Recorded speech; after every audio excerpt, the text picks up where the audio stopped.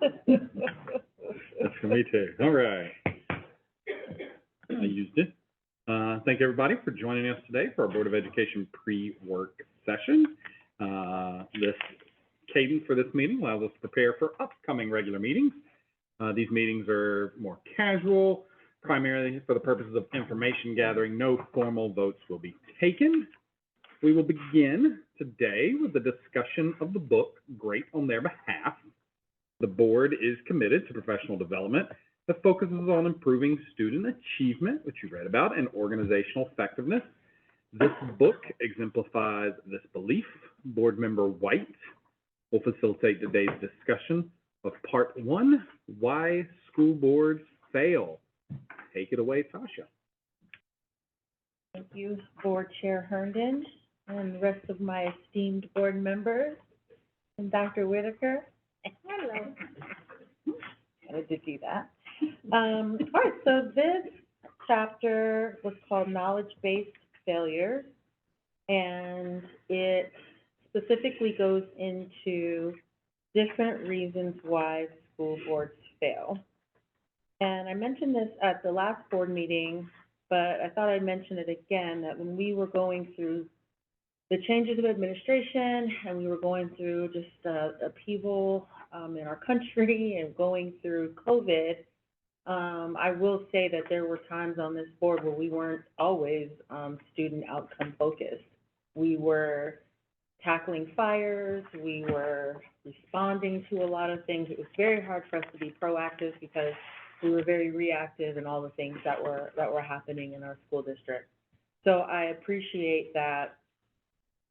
I don't want to use the word calm down, but things have shifted, I guess is a better way, to on student outcomes and what that means. And so one thing in this book that was also, or this chapter I should say, that stuck out to me was, where's that verbiage that he used a lot? Adult outcome oriented. So many positives to having a very involved community and involved parents. Where it can get a little bit wonky is they think that their issues should be our issues always, that all of the issues brought to us should be at the forefront of what our issues are and what we should be addressing.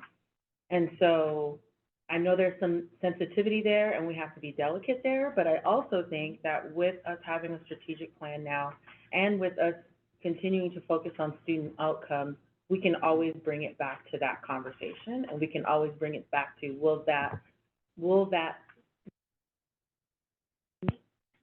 and does that focus on the outcome of the student? If it doesn't, then I think that tells us really how much time we need to be spending on it, honestly, and we can stand by that with data and with our strategic plan. So I also appreciated, or I thought it was interesting, this section that talked about states who don't even require for school board members to have school board training. Mm-hmm. So I'm happy to say that Georgia does. That was something that we had to do as soon as we became school board members. Unfortunately, there's a lot of states that you have to take a class just because you're an elected official, and you have to cover a certain class for being an elected.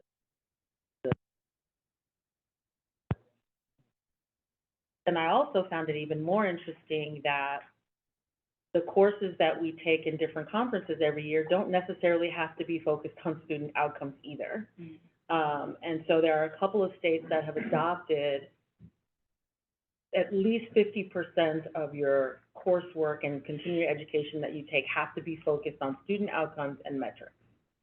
So even though that's not a mandatory thing in Georgia at this point, I like that being maybe a path that we could start to choose. And I think we've already done that a little bit when we specifically hired GSBA to do one of our trainings. When they come to us, I believe that a majority of the times that they have come to us, they have been focused on student outcomes or metrics of some sort. Mm-hmm. And so I think we're already maybe in that path, and just being very cognizant that 50% of our training is focused on that, I think would be great policy to adopt. And also that 50% of our school board meetings are also always leading back and focused on student outcomes and the matrix and the metrics that we use, which I think we've also been doing a good job of that as well, the last few board meetings especially. So I just wanted to point that out, that it isn't something that's necessarily expected of us by law, like it is in some states, but we are doing that here, and I encourage us that we continue to do that, because that is one of the biggest reasons why school boards fail, is that they take their eye off the prize, which is student outcomes. So that was kind of, I thought the way that I would facilitate it is just kind of giving a couple of my ahas and my takeaways that I got from the chapter, and then just give you all an opportunity to do the same if there was anything that really stood out to you all that you wanted to talk about. So let's start with who's been on the board longest first. That's me. And that's Jana.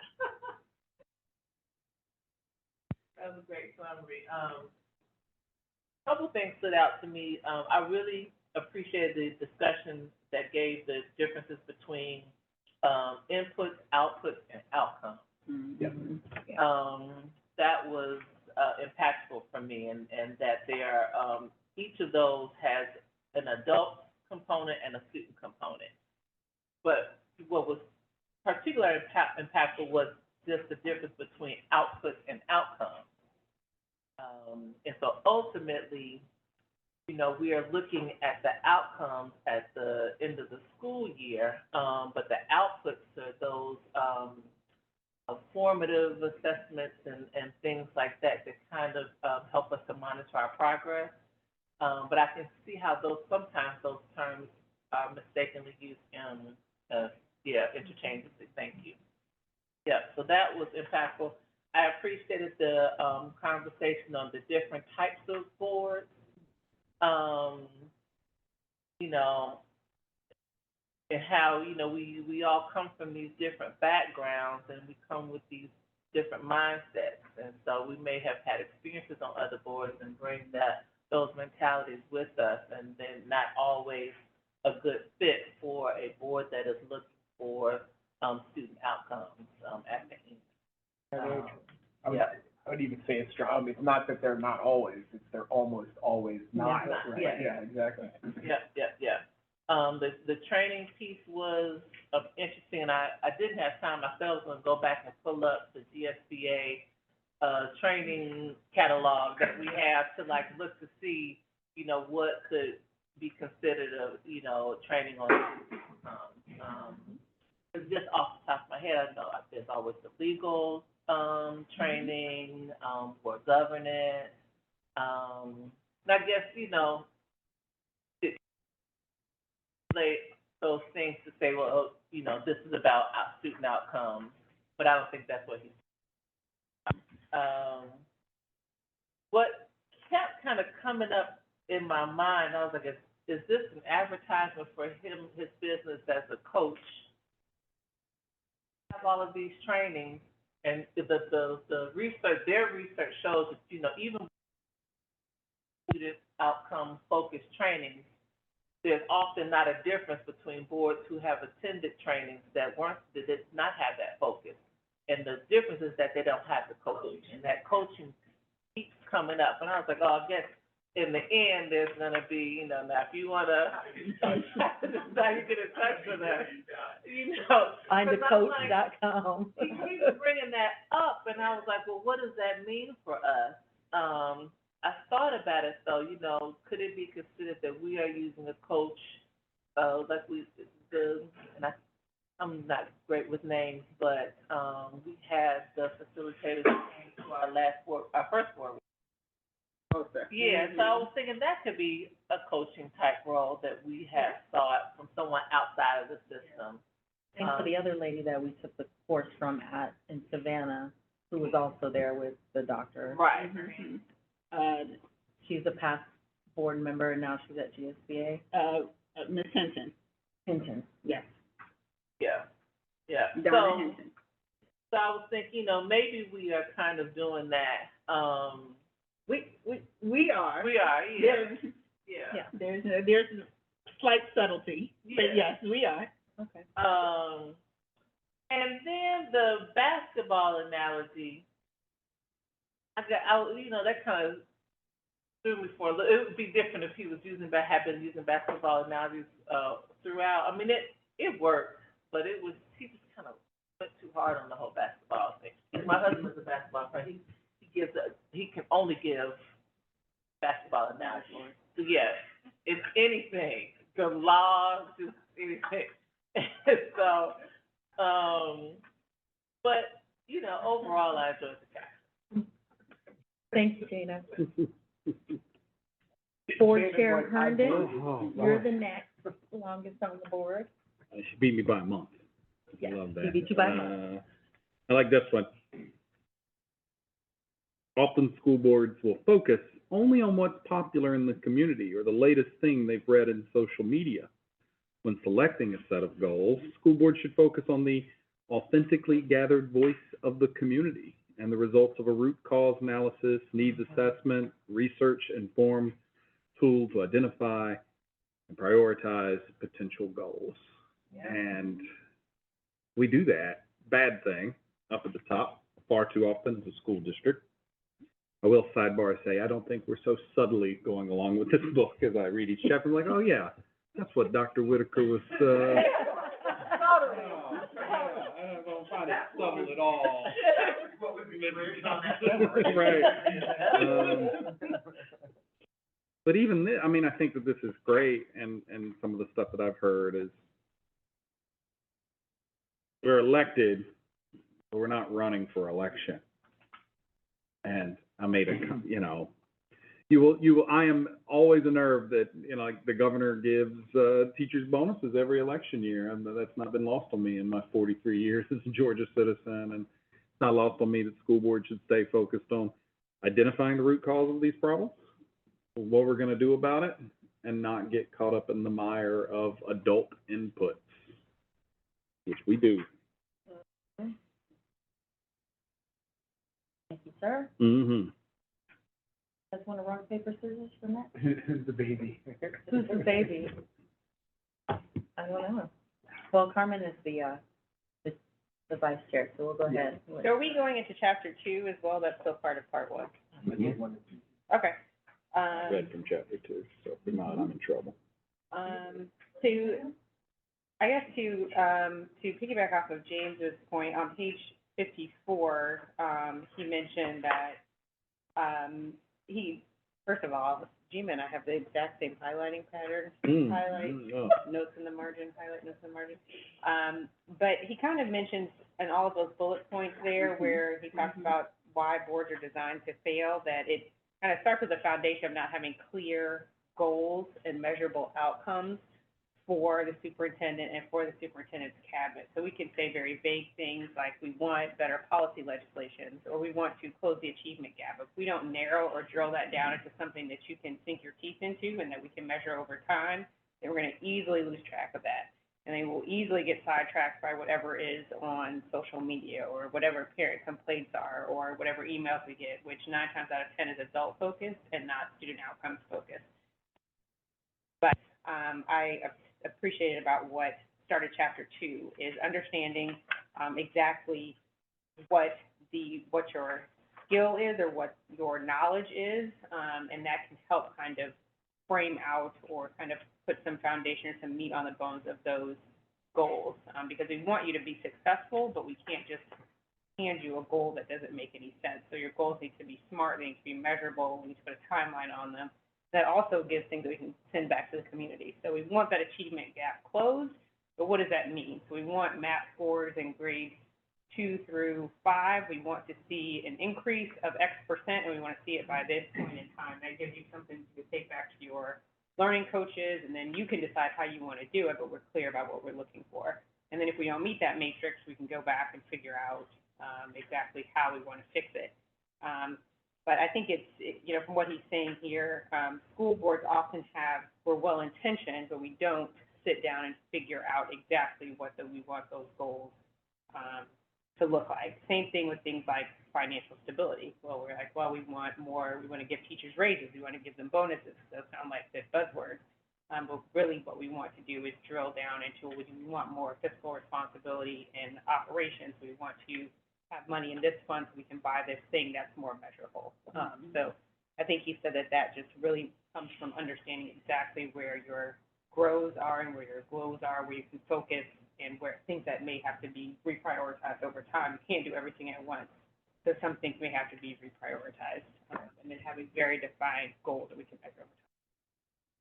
Thank you. Hans? So I was gonna start with each of the four kind of types of boards. I forget the exact, founder focused, contribution focused, patronage focused, or outcomes focused. Mm-hmm. And I realized that he had to kind of think about it in groupings, but it's important to note that the details of it are both and, that you're gonna have aspects of multiple in a board. And where that's dangerous, I think, for us, is that you can get elements of what outcome focus look like on a school board, but still not have gone all the way. You can kind of convince yourself that you're there by having good data or by having good measurement.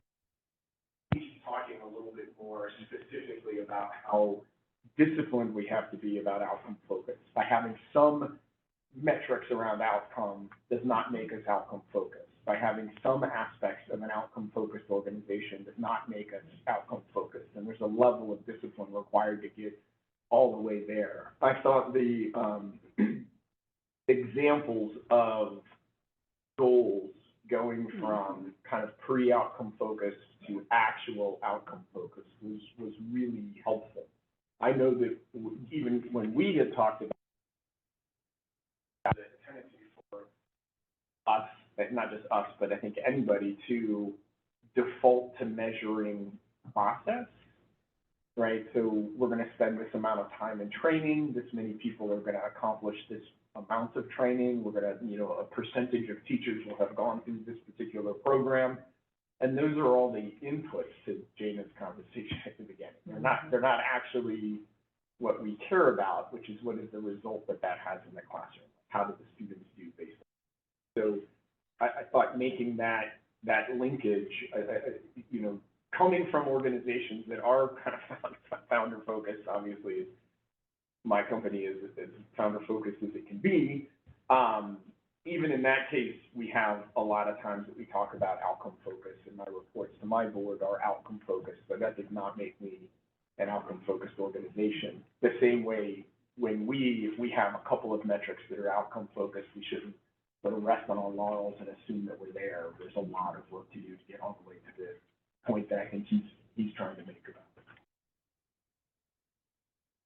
Thank you. That was a great discussion. And I did want to wrap up on this last point. I know that GSBA talks a lot about this, and I think it bears repeating that when there's a challenge when we run the campaign as a board member, there are items that they may also see on social media or the buzz around the community as being what they're going to focus on when they get on the board. And so that's kind of their talking points. And then we all realize, I think, sitting at our chairs, that once you get on the board and you really see the work that has to be done, it's so much deeper than some of those other items that are the buzz out there. And lastly, we get elected from the parents, but the parents aren't who we work for. And that's where most elected officials don't have the same issue that we do. They can listen to their constituents, and whatever their constituents want, they can kind of speak on that. But our constituents are the kids. And even if there are a good majority of the adults that are upset about something, if it's not the best outcome for the kids, if the outcome is not going to improve for our students, we are not going to do it. And we have to be able to stand on that, no matter how many neighborhoods are talking about it, if it doesn't go back to our strategic plan and the focus of the outcome for our kids. So I think I like that this is the shift that we're really making, a more outward, open, honest, intentional shift on student outcomes, even though I think for the five of us, we joined the board for that very reason, but now we're putting like that, putting it to paper and putting it to action. So good discussion, great book. Thank you, Dr. Whitcomb. I hand it back to you. Thank Chair. you, Ms. White, for leading the discussion. The next board, vice chair, Dr. Carmen Sultan, will facilitate all of part two, how your school board can become effective. Step one. Step one. Focus on mindset. Dr. Whitaker, you can introduce our first presentation. Thank you, Chair Herndon. Good afternoon. And today we'll have a presentation on the 2026 calendar process by Mrs. Amanda Lynch, Chief of Staff.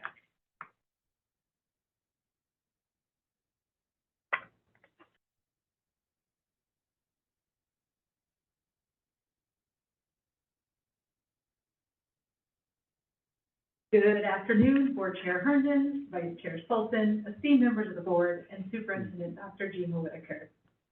Today, I am excited to begin the conversation around the development of the 2025-2026 district calendar. Calendar development aligns to our strategic accelerator focused on organizational effectiveness and excellence. I will start with a brief review of what calendar development looked like last. In September 2022, just over a year ago, calendars were approved for the next 2 years. The current year, so the 23-24 school year, and next year, the 24-25 school year. These calendars were informed by staff and community feedback on several draft versions. Ultimately, they reflected several changes. First, these calendars introduced monthly early release days on the last Wednesday of each month. This time gives staff dedicated time to learn together, collaborate, and focus on necessary tasks without taking their daily classroom planning time or incurring the cost of substitutes. Second, the 2023-2024 and 2024-2025 calendars also included one digital learning day per year on Election Day. Third, 2 staff-dedicated workdays were also included, one during pre-planning and one prior to the semester break. As we look to future calendar development, we are proposing a focus on developing and adopting one calendar annually. Last year, calendars for the 23-24, our current year, and 24-25 were adopted at the same time. Moving to an annual adoption process means calendars will be adopted approximately 1.5 years before they go into effect. Today, we are beginning the process for developing the calendar for school year 2025-2026. We'll start with an opportunity for you, as the Board of Education members, to share your priorities right after this presentation. Next, we will gather stakeholder feedback. This will include leveraging the superintendent's mini councils for their input. We will use the board priorities and stakeholder feedback to prepare 1 to 2 calendars for the board to then review. From a district perspective, there are several priorities we have identified as considerations for calendar development.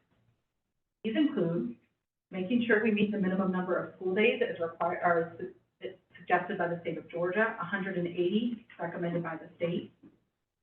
Seeking to distribute the days evenly across the semester break in December so that, roughly half the days are before the semester break and half are after. Including opportunities for staff capacity building. This is currently reflected in the monthly early release days on Wednesdays. A possible iteration, however, may be that the early release day would not follow a week where students were on break. Another priority is maintaining awareness of our community diversity, for example, by considering important religious holidays. And it's important to note that we are also committed at a minimum to creating a calendar companion for our schools that highlights religious holidays and related considerations. So for example, leaders and teachers should know when students may be fasting for religious purposes, or when to avoid scheduling tests because students may be out for religious holidays. Aligning our calendar to other metro districts where possible and appropriate. For example, the metro school districts all have the same spring break, that first full week in April. This slide shows our anticipated timeline for the 2025-2026 calendar development process. Tonight begins the discussion, and we look forward to hearing priorities from the board that should be reflected in the calendar draft we come back to you with. Following tonight's meeting, we will begin our initial feedback phase. Throughout October and into early November, we will hear from stakeholders through the superintendent student, PTA, PTSA, PTO council, Teacher Council, and SDLT Council. An optional survey will also be released next week to gather family and community input. We expect to develop 2 calendars informed by your priorities and stakeholder feedback that is gathered. We anticipate bringing these options to the next board meeting in November. So at this time, I'm happy to address any questions about the calendar development process, as well as invite you to engage in discussion. We kindly request you share any priorities that should be considered in drafting the calendars for review at the next board meeting. I think one thing to consider, or that we should consider when we make the calendar next year, are the early release days and how they're, and like she mentioned, how they're gonna fall. Sometimes that Wednesday does fall after a break, so let's come back from fall break and then come right back into an early release day. So I don't, that's probably something to put in that survey. I think that the lift last year was making sure that we could get an early release day, so maybe now we can massage where it needs to go. Should it be a Thursday? I don't know if you want to move it around in the calendar every single month of the year, but kind of how we would reconcile that. I think it is tough on parents to have had a full week off of school, and then you come right back, and then Monday, Tuesday, essentially, especially if you've got littler ones,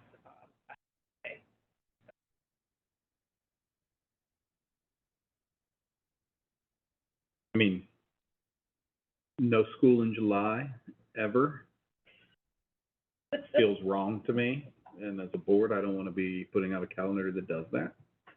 Full week break in the winter and the fall are part of what makes Decatur, and I love it. And professional learning that's built into the calendar that teachers feel is valuable. We don't have data. That's the cool thing about this being 18 months. I mean, I like the early release days, but the point is to do professional learning that puts our money where our mouth is in terms of training the teachers. Do they appreciate it? Is it working? Do we need to go back to the drawing board? That's it. You do those 3 things. I'm happy with any calendar you put in front of me. Did you say you don't like not having school in July? Oh my God, Jane. School should not exist in July. July should be the summer. Okay. August, it can be August 1. I don't care if August 1 is a Tuesday or Friday. I apologize. Okay, I misunderstood that too, yeah. Ooh. I was like, you want to Was that unclear? Okay, I'm sorry. School should never be in July. Okay, sorry. Agreed, okay. Oh my gosh. Go ahead, Jenna, go ahead. No, I was just gonna say, I saw that there was a teacher, one dedicated teacher workday and pre-planning, and then, I'm glad that there's that one dedicated day. Yeah, I'm sure teachers would appreciate, and I would be interested to know, like, was that those 2 days, were they honored? Like, did they not have a meeting that they had to go to, or, cause that's what ends up happening. Yeah. Were we saying that we wanted our spring break to fall on the same day as everyone else's, or that we wanted to not fall on the same day? Alignment, so fall the same as the rest of the metro districts. Might be in the minority here, but I sort of like the lack of chaos at beaches and everywhere else that you get with your kids during that week, but. I was gonna bring up the same point. I think that's something you should put in your survey, because some people may appreciate having it be off cycle. The private schools, I think, have their spring break early, before. For some people, it's easier to get that week off if not everybody trying to take the same week off work, or maybe it's easier to, if you wanna travel somewhere, to travel. I can see both sides of the equation, so maybe it's worth asking people what they prefer. Would they prefer it be in a different week, or do they like that it's at the same time? I don't know. See how people may have different. And I wonder if that's a teacher thing too. It looks like Dr. Whitaker has an opinion.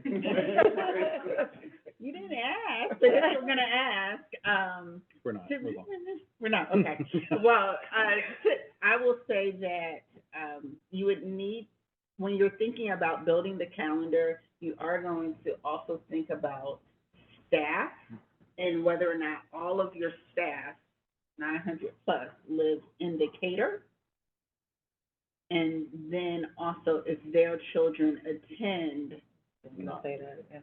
Yes, so it's just something to be mindful of, and, 'cause that would be basically the third week that you're offering that.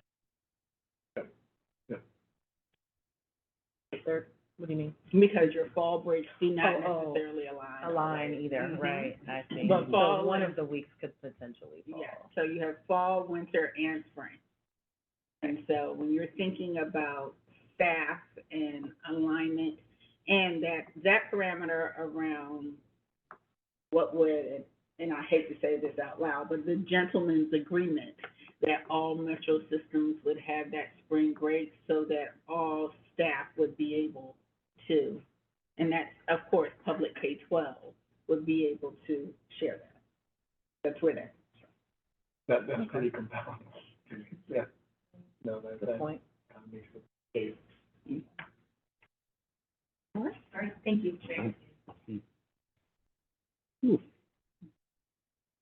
Thank you, Ms. Lynch. Dr. Whitaker, do we have another presentation? Yes, Chair Herndon, I would like to call on Mrs. McCall Hart-Marunga, Chief of Communications, to seek your feedback on the draft of our 2024 legislative priorities.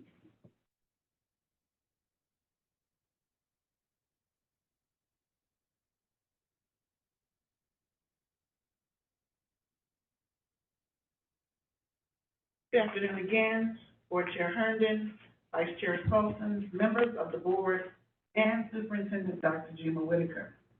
Today, I am presenting a draft of the proposed 2024 legislative priorities for pre-work. The City Schools of Decatur Board of Education annually adopts legislative priorities to support the mission, vision, and goals of CSD, and to support the district's all indicator strategic priorities of ensuring CSD can equitably and effectively improve outcomes for all students. A draft of the annual priorities is presented to the board in October for pre-work. A second draft is presented in November for approval. Upon review and approval, the board will ask the Decatur delegation to support the following legislative priorities for the 2024 session of the Georgia General Assembly.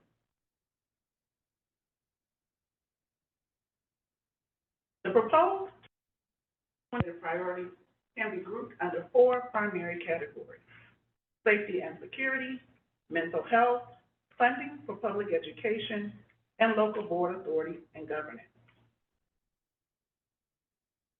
Our first priority is under student and staff safety. CSD is committed to ensuring every student feels safe, seen, and successful, proactively providing safe learning environments for all students and staff. The first priority under safety and security is dedicating a line item in the budget for funding school safety, making this a stable and ongoing priority. While the state has made periodic investments to help make schools safer, there is no dedicated funding in the budget to make school safety an ongoing priority. The second priority is incorporating an annual supplemental grant in the QBE formula with allocations determined by the local board. Third, funding for monitoring potential threats and continuous training for school administrators, and resources for the installation and maintenance of security systems. Under mental health, CSD opposes legislation that prevents an inclusive learning environment where students can thrive in a manner consistent with their gender identity. The four proposed priorities under mental health are support for the mental health and safety of all students, particularly those from historically marginalized populations.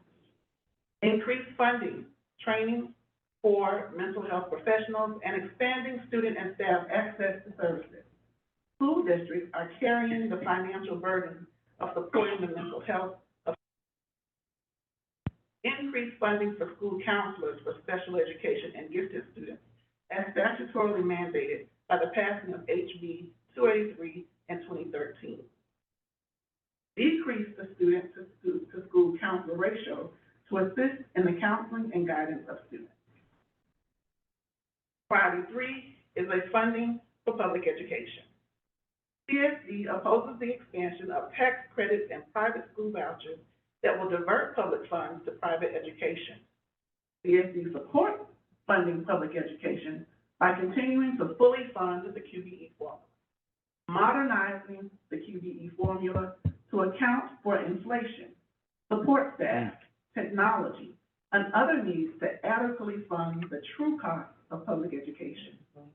Increasing state budget funding to ensure all students have access to learning programs, which are fundamental to student success. Reducing barriers to attracting, training, and retaining talent, including salary increases for certified educators, nutrition staff, and bus drivers. Increasing funding for student transport to and from school, bringing the funding back to a partnership level. State transportation funding has not kept pace with the district's actual costs. State dollars currently cover only about 15% of these costs, down from about 50% in the 1990s. This shift adds significant costs to local budgets and limits the amount that can be directed to the classroom. Finally,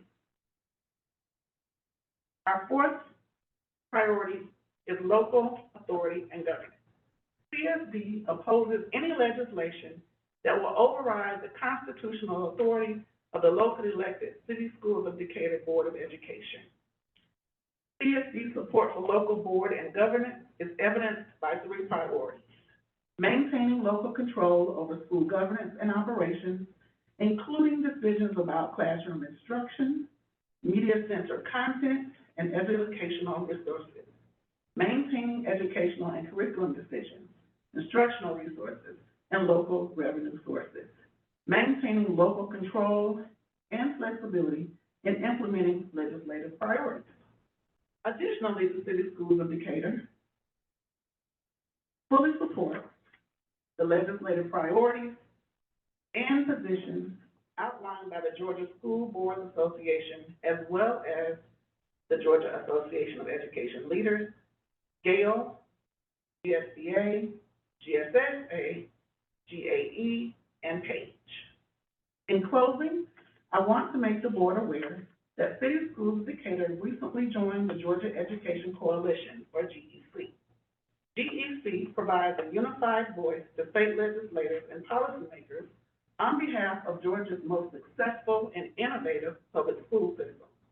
The coalition is known to lawmakers as an engaged and influential group with active engagement by the General Assembly and Department of Education on matters affecting public education.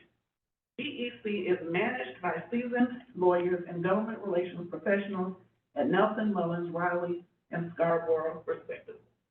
Membership in GEC and member districts are responsible for annual dues based on student population. With the addition of CSD, GEC is an association of 13 city and county school districts, representing over 40% of Georgia's K-12 public population.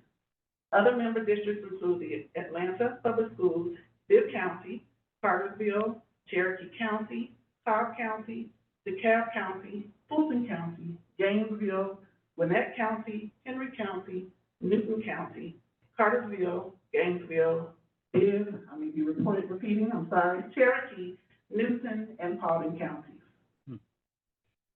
Again, these legislative priorities are being presented for pre-work.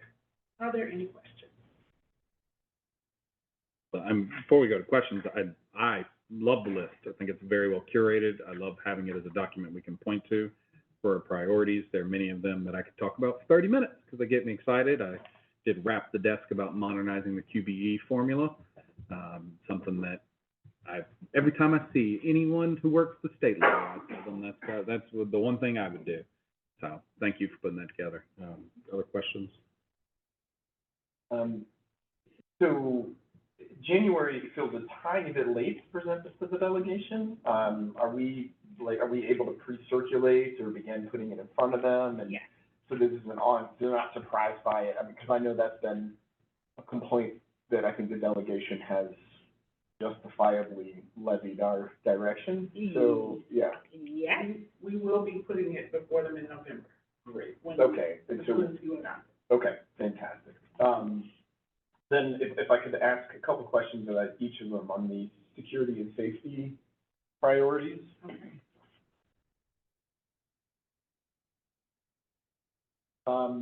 When we talk about,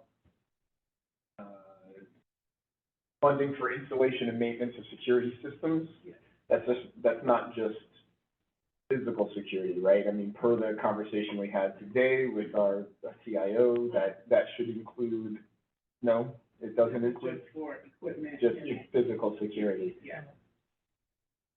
Which is one of the budget of school districts right now. Yep. Because there is no line item.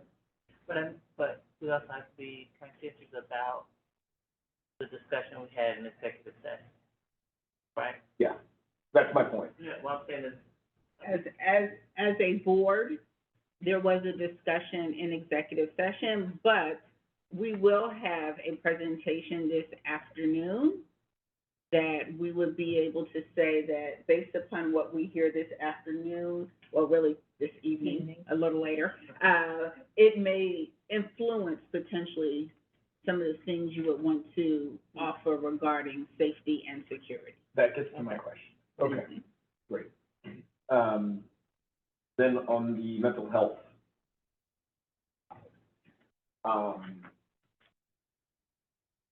this is just maybe terminology, but when we talk about decreasing the student-to-school counselor ratio, really we're talking about increasing the funding for school counselors by lowering that ratio, right? Okay, just want to make sure everybody's clear on that. This is a, yeah. And we're still lower by the state, right? We are, Correct, right, okay. yeah, we're closer to Right.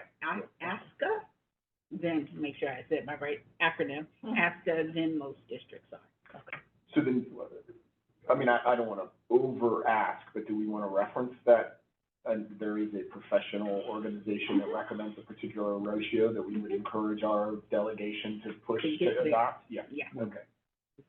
And then the last one on, some of the funding for transportation, on the, I think it was number three, yeah. The last. Funding for student transport to and from school. I know that it is a question that's come up a number of times for the community, and I think it would be interesting to have this conversation, but, when we talk about student transport, to the extent that we can also reference, electrification or transition to green infrastructure, and use some of, I mean, Georgia is a huge location now for building out battery, I'm gonna run out of terminology here very quickly, but it feels like there's some alignment with the incentives that the governor is pressing as. To workforce development, Yeah, and 100%. economic development pieces that the governor is really purporting a lot of work around alternate fuel. And so if we can link that and, right, I think that there is some value there. Yeah. That was it.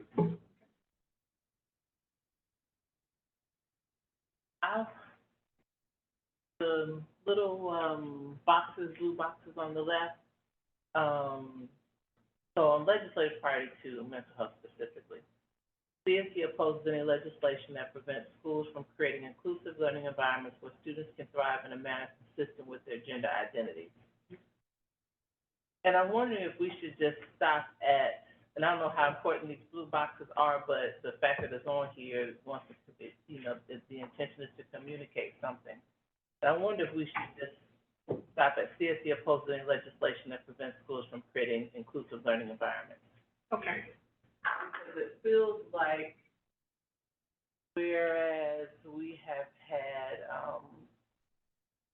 lots of conversations about, equity in terms of race and things like that, it feels like we're focusing on one demographic of students here and kind of reprioritizing a bit by specifically where, you know, it should be all as a priority, I think. Would you keep priority number 1 then? Yeah. Oh, Yeah. sorry. Okay. But what, But I that's- don't know if I understand the question. The bullet point one. Bullet point? Oh, under mental health? Yes.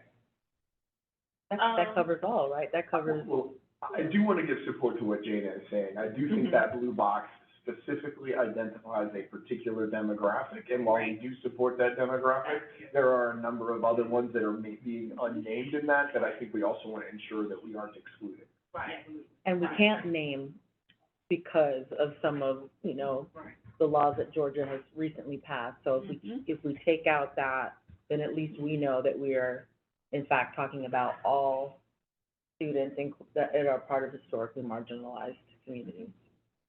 And just so that you know, once we have identified and most appropriately, you approve next month, formally by vote, we will be able to publish, print the blue boxes, and I'm saying like a business card, flyer type of collateral with further explanation as well. So the blue box becomes really the talking point, and then we're able to go in depth with the sub-bullets that are to the right of the blue box. So is there legislation on the table right now that is specific to gender identity? Is that why that was brought up? Is this a specific piece of legislation? Yes, we anticipate much robust conversation around this in the upcoming legislative session.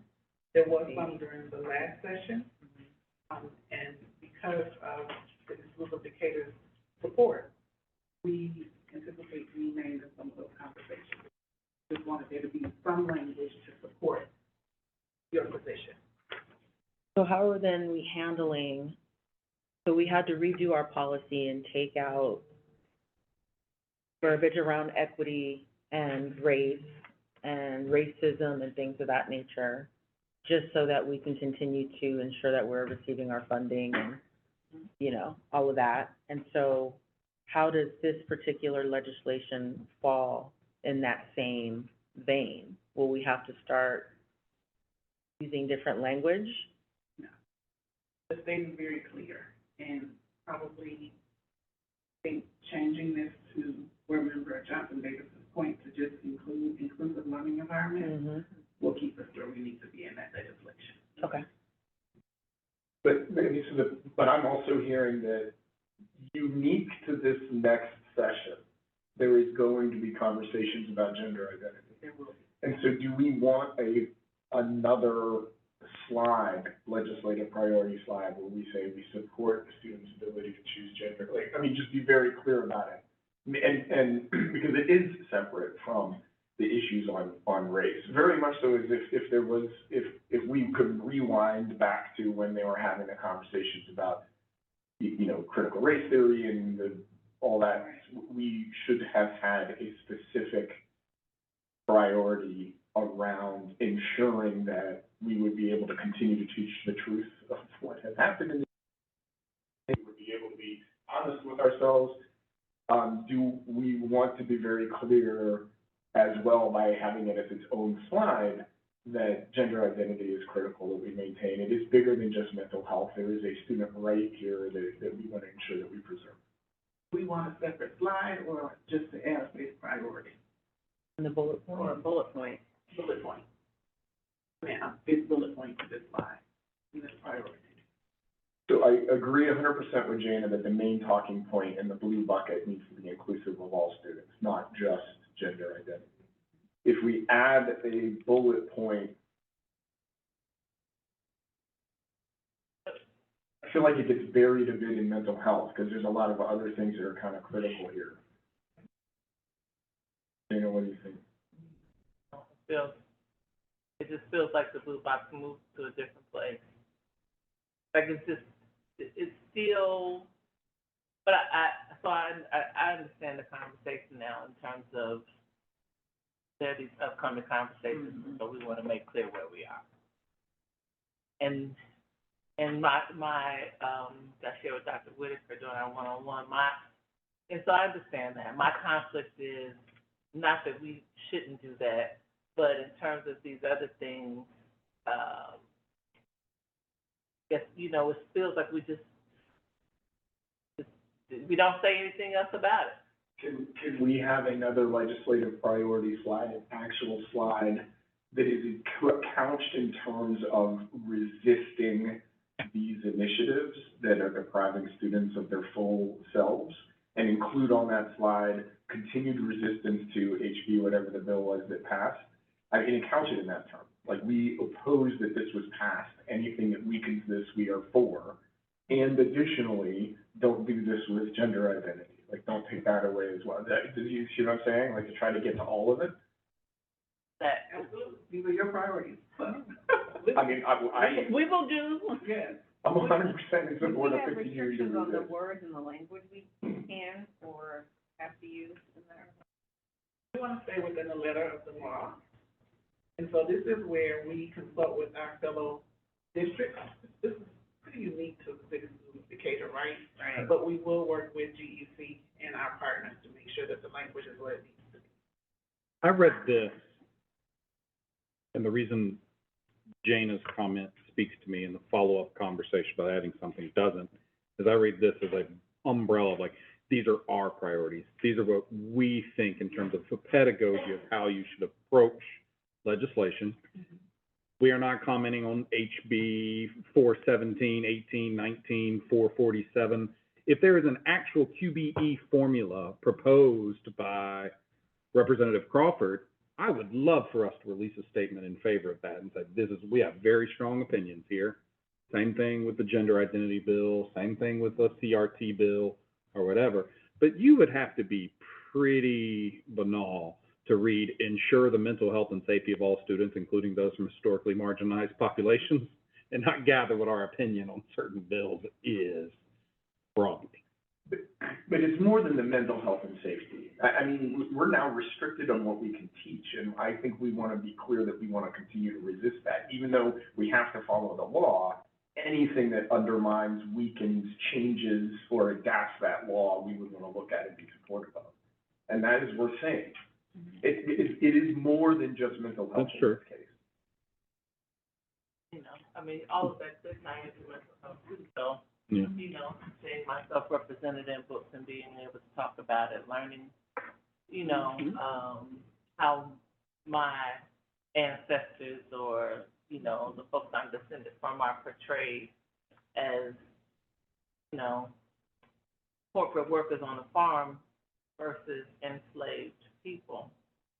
And so, I don't know, I feel like, and I don't know if this is what James, to piggyback on what I think, but I'm pulling from James's comments, these are just our priorities. We can say that we, you know, we want to continue to see children to be able to read books that reflect who they are. We want children to be able to, I mean, like, I don't know how we would be breaking the law and saying that these are the things that are important to us. We can't, yeah. Right. We're not teaching this in the classroom. Right. Like, that's what we're prevented from doing. But we can say that we disagree with our assembly for passing these laws. And I feel like if everybody said that, you know, the more districts said that if these were priorities for more districts, then I don't know if that might help in I terms. agree. Agree. That makes sense. It does, and I wanted to ask you before I ask one more question. If we change the blue box to say CSD opposes any legislation that prevents schools from creating inclusive learning environments where students can thrive within in a manner that's consistent with their identity, that covers race, that covers all things. Yes, So if we took out the gender, would that be? that's helpful. Thank you. Excellent suggestion.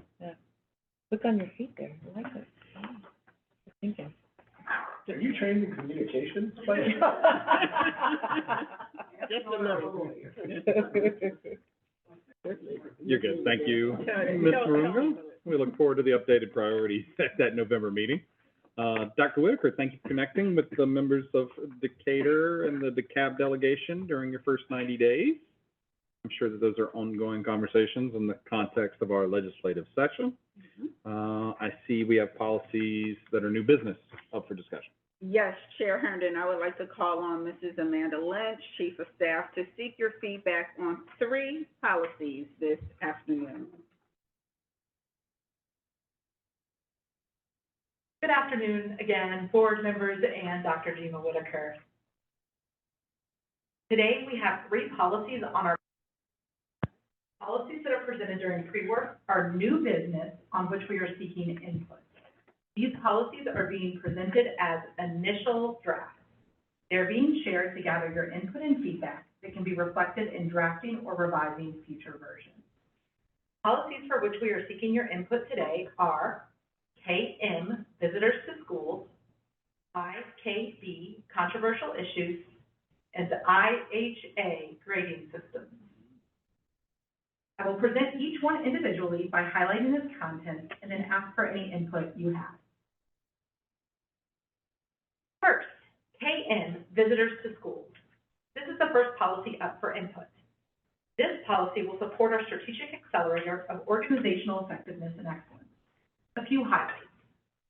KN states our commitment to welcoming parents and visitors to schools while also prioritizing a safe, secure, and orderly educational environment.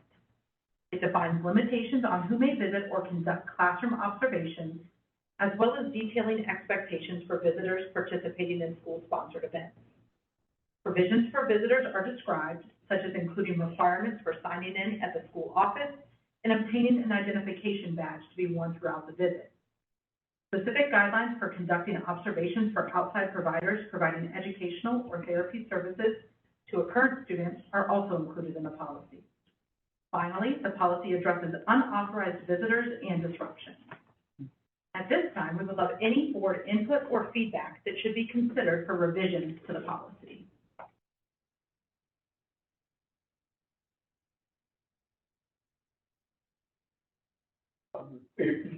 Forgive me if I don't remember seeing this in the policy, but it occurred to me doing parent-teacher conferences this past week where some of that happened after the kids weren't in the school, but there were still, some students that were, we obviously want it to still be a secure environment. Are these policies meant to apply even in those circumstances, or do we need to call that out specifically? We can look at it right now. The first part on the limitations specifically says the limitations during the school hours, and then it also talks about like school-sponsored events. So that is something that, we could add to a future revision. Or just some clarification that like parent-teacher conferences, those sorts of things constitute a school-sponsored event. I know I didn't have to get a badge, I didn't have to, so that's where the question was. It just occurred to me at that moment that I was wondering how we were thinking about it. All right, that's great feedback. Oh, I don't hear any. All right. Next up, we have policy IKB, controversial issues. Our policy audit revealed this policy is an outstanding draft policy from the 2022-2023 school year. Based on prior feedback and consultation with legal services, a redlined version is being presented for input this evening. Policy IKB highlights include a strong commitment to support intellectual honesty in the classroom. It also indicates board support of our teachers. The policy explicitly states that teachers who, in good faith, comply with the policy will not be subject to disciplinary action. This time, we would love any board input or feedback that should be considered for revisions to the policy.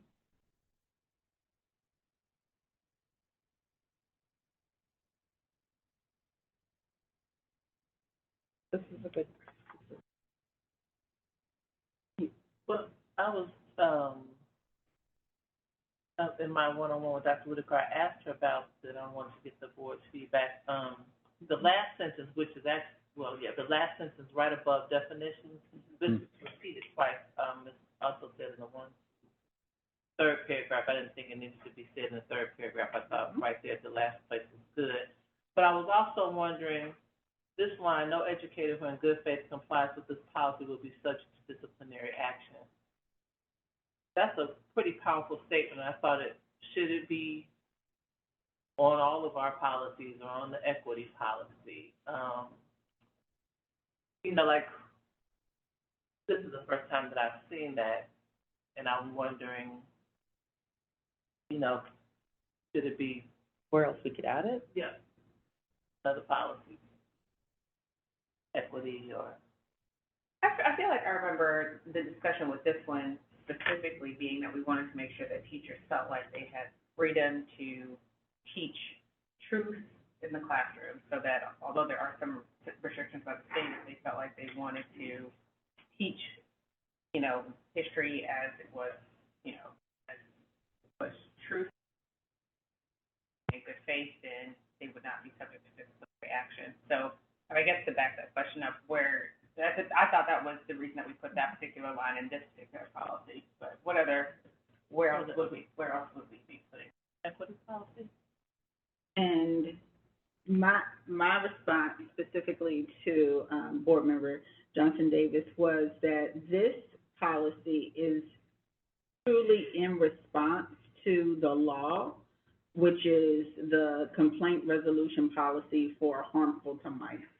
So because there is a true statute regarding harmful to minors, the actual law, this policy is saying specifically tied to that, and where the equity policy does not cross-reference, OCGA 20-2-03246.6, which is on the second page. That law is not specifically tied to the equity policy, which is why I would think that statement would not necessarily be applicable there, but it must, I think, is a strong statement for staff for obviously this policy. My understanding is that Dr. Hudson and her team put together good training for teachers around this, right? And that there was, do we want to be explicit in policy around ensuring that that is always available to the teachers, or that it will be provided on a recurrent basis? Or, I mean, that might be starting to get into the next level of work, but yeah. I just wanted that there's no reference to that here. Maybe we just want to at least reference that it exists, and that there is going to be, I forget, what is it, procedures, policy, and then there are going to be procedures around it. Yes, so you want me to? Yes, please. Okay.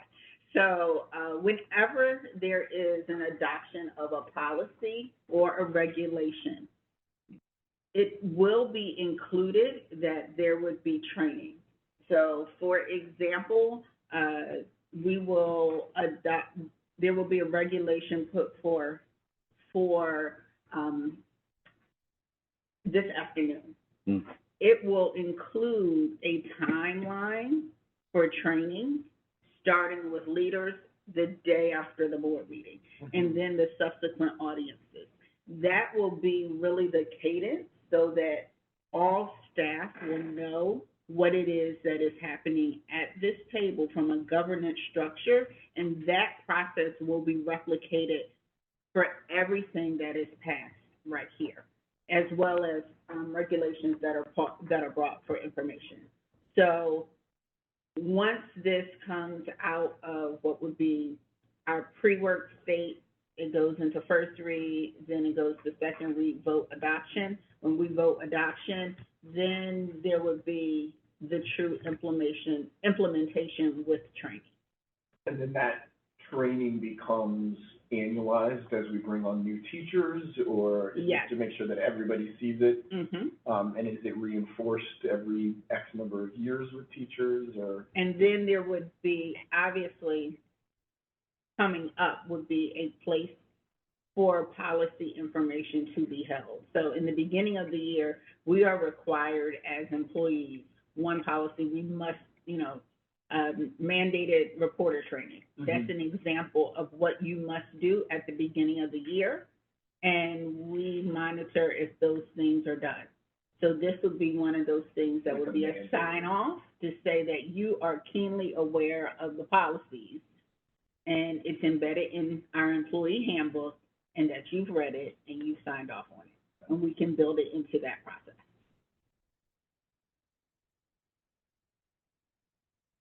All right. Our final policy for board input as part of today's pre-work session is policy IHA, grading systems.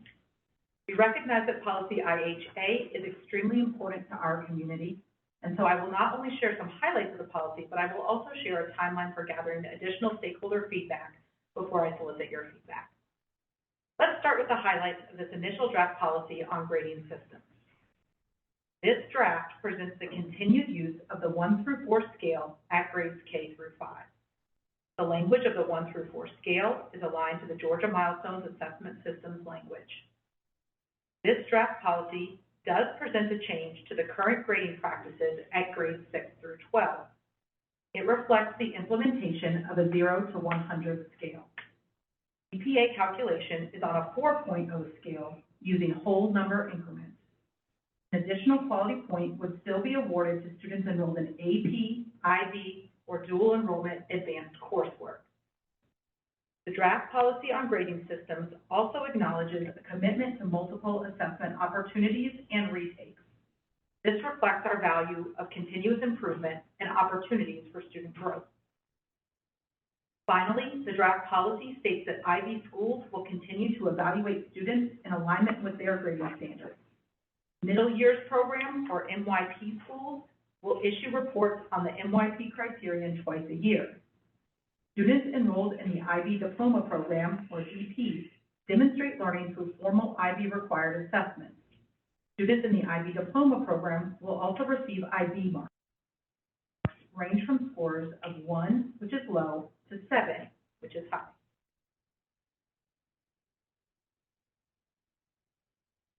For policy IHA, we have built in feedback opportunities for stakeholders to provide their feedback following tonight's presentation of this initial policy.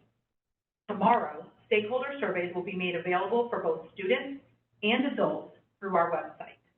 The link to these surveys will also be shared through school newsletters. Surveys will remain open. Also, on October 16th and 17th, the Chief of Performance, Karen Newton-Scott, and the Chief of Staff, myself, will review the draft policy, including tonight's board input, with staff at Beacon Hill Middle School and Decatur High School. These visits are targeting our middle and high schools. This is where the policy represents a change to some of our current practice. Our visit will include the solicitation of feedback. Finally, Dr. Whitaker will also leverage her various councils to gather feedback on the draft of policy IHA. The feedback gathered from these various methods will be compiled, analyzed, and synthesized for the board and may be reflected in the next version of the grading policy. I'll return to my previous slide of the highlights. At this time, I'd like to invite any board input or feedback that should be considered for revisions to the policy.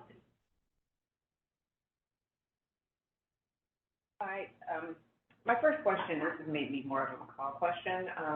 That survey is, the 19th is a pretty quick turnaround. So what is our plan for making sure that we're able to get it out quickly and then make sure that people are able to reach and everybody knows about it?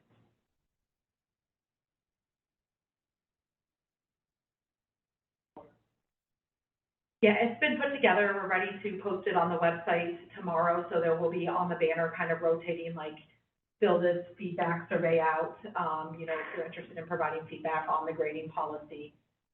We did plan also school newsletters. We've got maybe a wiggle room of a couple days, but we do want to make sure, we figure that the people who are super passionate are going to be able to go in and fill it out. You know, but of course, we do want to make sure we reach all stakeholders. We do want to make sure that we have time to look at the feedback and be able to synthesize it, analyze it, and be able to present it as well to you. So it'll go like in the principal's newsletters, like I said. Yeah. And if you go to the board, we've moved the board to a section on the banner of the website. There's already a location. And my second question is for the high school-based grading, it's to be a shift going from, you know, the 1 to 7 to the 0 to 4 scale. And looking at your metrics here, there it says mastery, proficient, distinguished, et cetera, based on state standards. What do we do for classes that are more elective-based that may not have grounded state standards? So what if you're taking like wind ensemble, or if you're taking Black history, or maybe not exact state standards? How would we reconcile how those, how you weave that into mastery of state standards if there's not? Okay. There's still standards for courses. and so the desired outcomes would still be, you know, looked at. So are the students mastering the standards that are expected of a student in that course?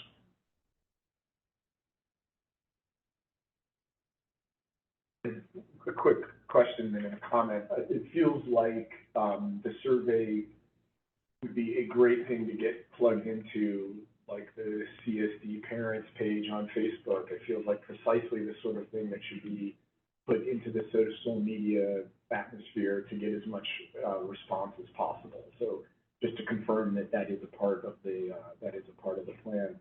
And then the comment was, just, we are not in any way eliminating or moving away from IB. We are still supportive of the IB curriculum. We are still going to be an IB school system. I just want to make that very clear for anyone that might be listening in or thinking what it is that we're changing.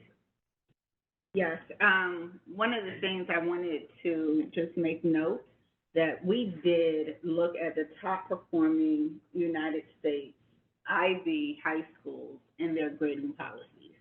So anywhere from Beaverton to Florida to Brooklyn Latin School to all over the nation. And all of them have a 0 to 100 grading scale. And they all also have the criterion of 1 through 7 that is aligned, and that is what is outlined in the administrative regulation and how and the frequency and all of that. But their policies would read similar to what we have drafted and provided today. We can provide that information, just get that condensed and put, because I'm thinking like a slide or something that we can point parents to. Sure, Okay. we can make that available. Great. I'm looking right at it right now. Great. And then my last question is, can you go back to the slide that has the timeline for this? Because I think we also need to emphasize, exactly when this would be finalized, because it's gonna take some work. It's gonna take some revisions, and this is not something that's gonna be pushed down the pipeline by Christmas time. This is just the initial steps of. This is just the initial draft, and so we will take the feedback, synthesize it, give another draft, and then if we provide that second draft, get some feedback, synthesize it, we can take another draft. I know we had talked at one time to really be able to hopefully by December have a final draft, but all of next semester will be training, change management, socialization, ensuring Infinite Campus, ensuring the teachers, ensuring the rubrics, ensuring the parents, ensuring the universities, although they all basically already get this information anyway, would all be keenly aware of.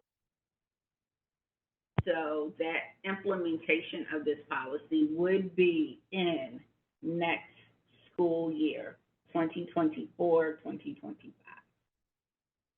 But all of next semester is the change management. Yeah, are we wedded to the phrase chunk of next learning? No. Reads awkward to me, and repeats it there. And then I'd love to see included in this or some other policy, the timeline for how grading changes do happen in the district. Something I've become keenly aware of, I think everyone on the board is that if you start talking about grading, people freak out. Often they're uninformed. Sometimes, I mean, we've received emails where people are angry that we're doing what we're doing.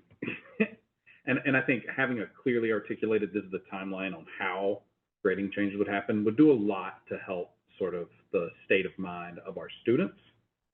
In particular, like if I just knew, if I'm a senior, okay, I'm good, or if when that would happen, I would love to see something like that added to this policy, or if it's an appropriate place somewhere else, which I think maybe somewhere else where a timeline of changes. Yeah. Probably part of the policy presentation, rather than embedded in the policy itself. Okay.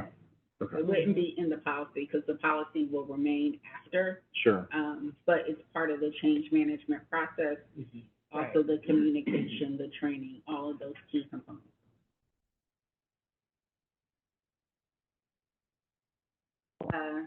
Thank you. Thank you. So, board and the community, I want to reiterate the process to seek feedback on the drafted policies.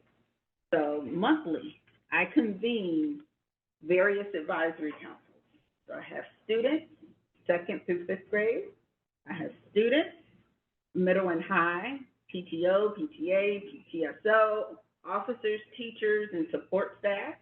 And now that the SLT elections have ended, I will convene the district's SCLT, which is the System Charter Leadership Team, and as well. So all of these advisories have already received a copy of these 3 initial drafts. And they have been commissioned to seek feedback from their peers and will provide it to me in their next meeting.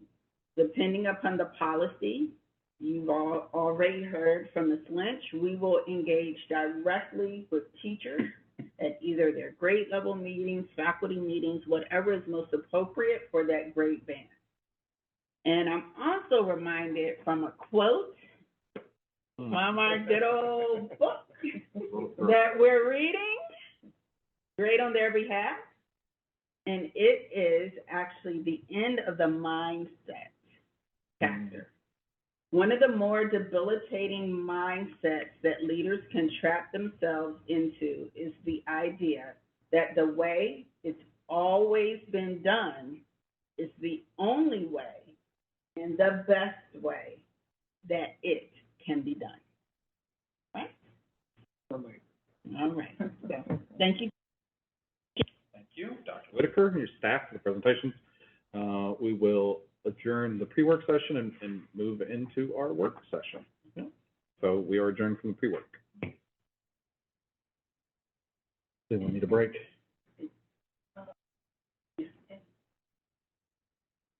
Yes. We will take a break. To try to warm it up in here. No. All right, I'm gonna call to order, the work session. I want to thank everybody for joining us today for our monthly work session. We recognize it's only the 3rd time we've combined the work session and board meeting. Hopefully our constituents are adjusting to the new cadence. Once again, it's an example of how we are creating a more effective and efficient organization and the implementation of our strategic plan, all in Decatur. During our first board retreat on August 17th, we took a deep dive into our Georgia milestones data. Dr. Whitaker, do you have any updates on the beginning of the year assessment results? Yes, thank you, Chair Herndon. I would like to call on Mrs. Jennifer Burton, Assistant Superintendent of Teaching and Learning, to provide an update on student performance. Good afternoon, Board Chair Herndon, Vice Chair Dr. Sultan, esteemed board members, and Superintendent Dr. Jima Whitaker. I'm presenting our 2023-2024 beginning of year data.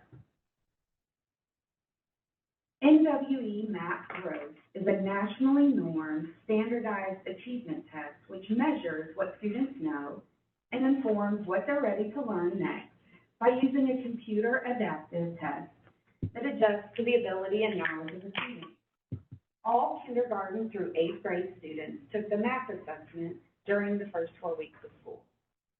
Our district average across all grade levels is above the national norm in both math and reading. When comparing spring to fall district math averages, overall, we did not show summer slides in math or reading. Overall, our students maintained their learning from one school year to the next. Here you see our math map data from fall 2022 and fall 2023 by subgroup. The numbers you see in the chart are the average national percentiles by subgroup. National percentiles are used to compare one student's performance to that of other students nationwide. The percentile means that the student scored as well as or better than the percent of students taking that test in that grade. So let me walk you through the chart. Please look at the column for our Black student subgroup. Look at the first row for grade 1. This represents our current first graders. In the fall of 2022, these first graders were in kindergarten. As kindergarten students, these current Black first graders had an average NPR of 72. These same students, now first graders in 2023, when they took the MAP test this fall, the average NPR was 52. Let's look at the next row, the one labeled grade 2. In fall of 2022, the Black students' NPR was 79. When those same students came back this year and entered second grade, their average NPR was 40. And we'll look at one more row, the next row, which is labeled grade 3. In fall 2022, these students were second graders and had an average NPR of 33. When they came back in third grade this year and took the MAP, their average NPR was 26. You can see the continuing trend. In this chart, where you see green, the subgroup NPR improved from fall to fall. If it is red, the NPR went down, and if it's white, it stayed the same. Quick question, if I may, are we looking at, 72 is end of the year kindergarten, 52 is beginning of the year first grade, or 72? All the fall. All the fall, this is all fall to. Fall to fall. Yep. This slide shows our fall 2022 to fall 2023 subgroup data for reading. While the disproportionality between our Black students and other subgroups is not as wide as seen in math, it certainly remains.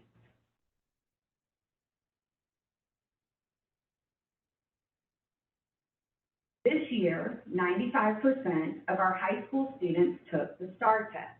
This is a significant improvement compared to last year's spring administration, where only 50% took the test. I want to thank Principal Spool for ensuring student participation. This allows us to make strategic plans based on data. DHS is Algebra 1 student achievement. So I'll share Algebra 1 end of course test projections next.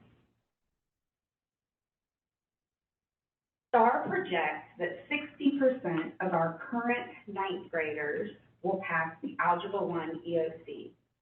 When we look at this by subgroup, we see a similar trend as in K-8.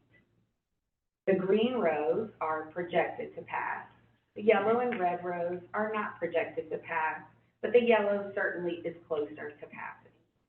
So, and I realize the color is a little bit off in the screen, but the yellow is developing. The green is proficient and distinguished. The number in the parentheses are the number of students.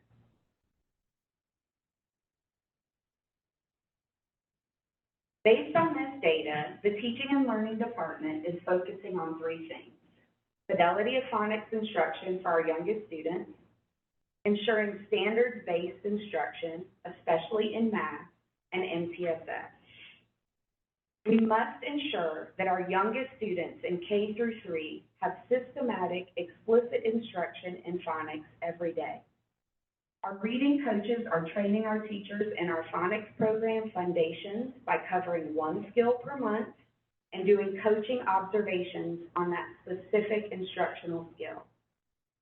We must ensure that our students are receiving standards-based instruction every day. We will be training our coaches on a Georgia Standards unpacking tool that will be used across all contents K-12. As teachers unpack standards, they will answer the questions: what content knowledge do the students need to know? What does mastery look like? What possible misconceptions might the students have?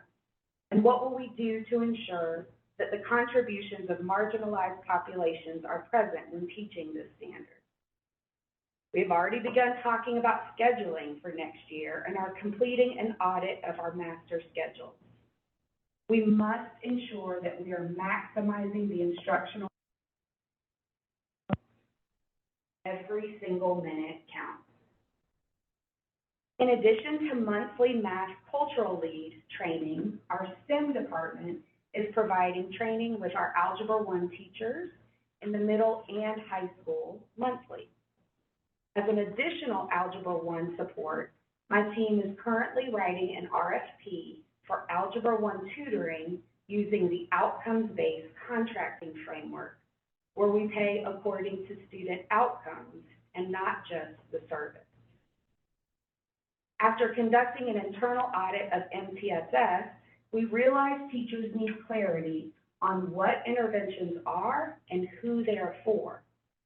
We're going to build on the existing CSD MTSS structure and use a clear 5-step problem-solving process to align interventions with specific student need or a target skill. We're also going to focus on building the capacity of our MTSS leads to bring clarity in their role so they can consistently and effectively facilitate MTSS meetings in their buildings. We're going to bring alignment to our MTSS process by using STAR as our universal screener beginning in fall 2024 for K through 12, along with the adaptive technology resources aligned with STAR.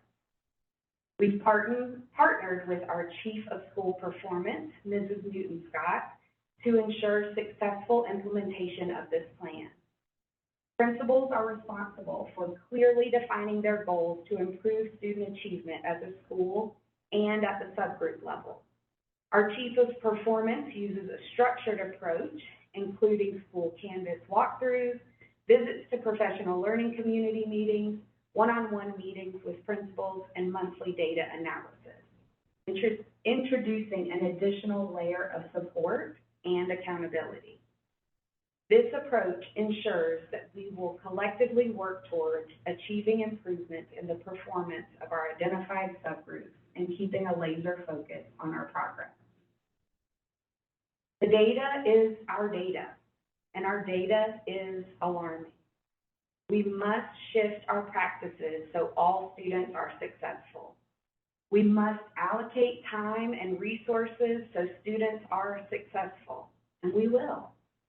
We will tirelessly support our schools in reaching their student outcome goals, and we will increase in our student achievement for all students.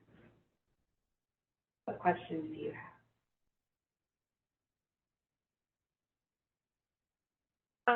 My first question is, I think we've been here before, looking at these numbers. I think quarter over quarter, when we see these math scores, and then we kind of pull a layer back and then see data, which always heartburn. So I'm happy to see on one of your slides some meaningful steps to try to rectify it. I think that starts in recognition that we have a problem, and that's not just all reasonably good scores. My one question is, can you explain a little bit about what instructional minutes audit means, and what that means, especially for younger kids, because the school day is relatively short. So what does that mean? Sure. So right now, our school minutes per subject area vary across school to school. So you may see more time for reading allocated at one school. You may see more time for math at a different school. There are also school kind of initiatives that have been adopted that certainly have value, but maybe we need to look at paring them down so we're not spending so much time and some of the fun, great things that make school great at the standards-based instruction. We've got to look and find a balance between, so we have both. And so that's what we're digging deeper into. Dr. Whitaker, in our one-on-one, I know we talked about, and I don't know if this information is available yet, are we able to parse this out by school so that we can see if there is a trend or something specific that one school is doing that's really working, for example, things like that?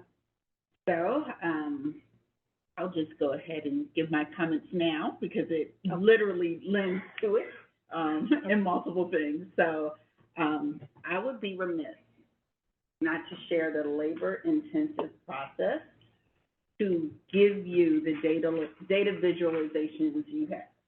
So you're literally pecking at the numbers and the shading and things of that nature. We must have a dashboard that is interoperable, where we can overlay our map data with our Georgia milestone data. We should then be able to filter for race, socioeconomic status, and learning environment. So as we procure and train on such systems, our staff will be able to respond to the instructional needs of students. And we as leadership can develop the support structures based on the patterns and trends that we're seeing.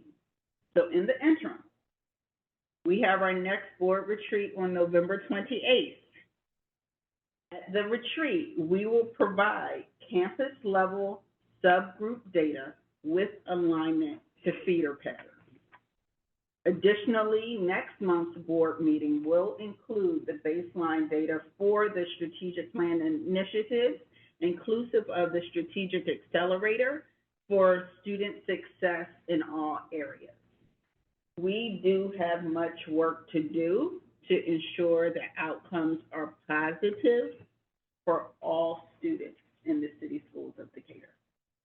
So, to your point, yes, that's our work at the retreat, along with a couple other things. Right. In addition to some of that really finely detailed data, we'll be able to start identifying correlations between ISS, OSS, disparate discipline outcomes, and student level outcomes that we know exists in the data, but we may not have visibility in right now. So the timing on some of this, I'm assuming there's going to be a budget ask that comes mid-year. So yes. I just want to pre-signal my support for that.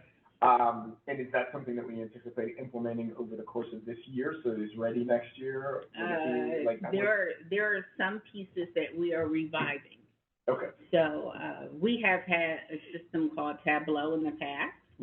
And I will say sometimes I've found over the past 90 days that we do not necessarily implement a true change management process when implementing something new. So the tool goes to the wayside, but actually it is one of the best in class. So the question is, how do we revive that system and then be able to do the different things that I already stated? Overlay the different data systems, overlay the demographics of the students, put into that what would be OSS, ISS, student mobility, like all of those different demographics, really put the face to this data with the name and ultimately with the different outcomes. Yep. That's what we need to get to.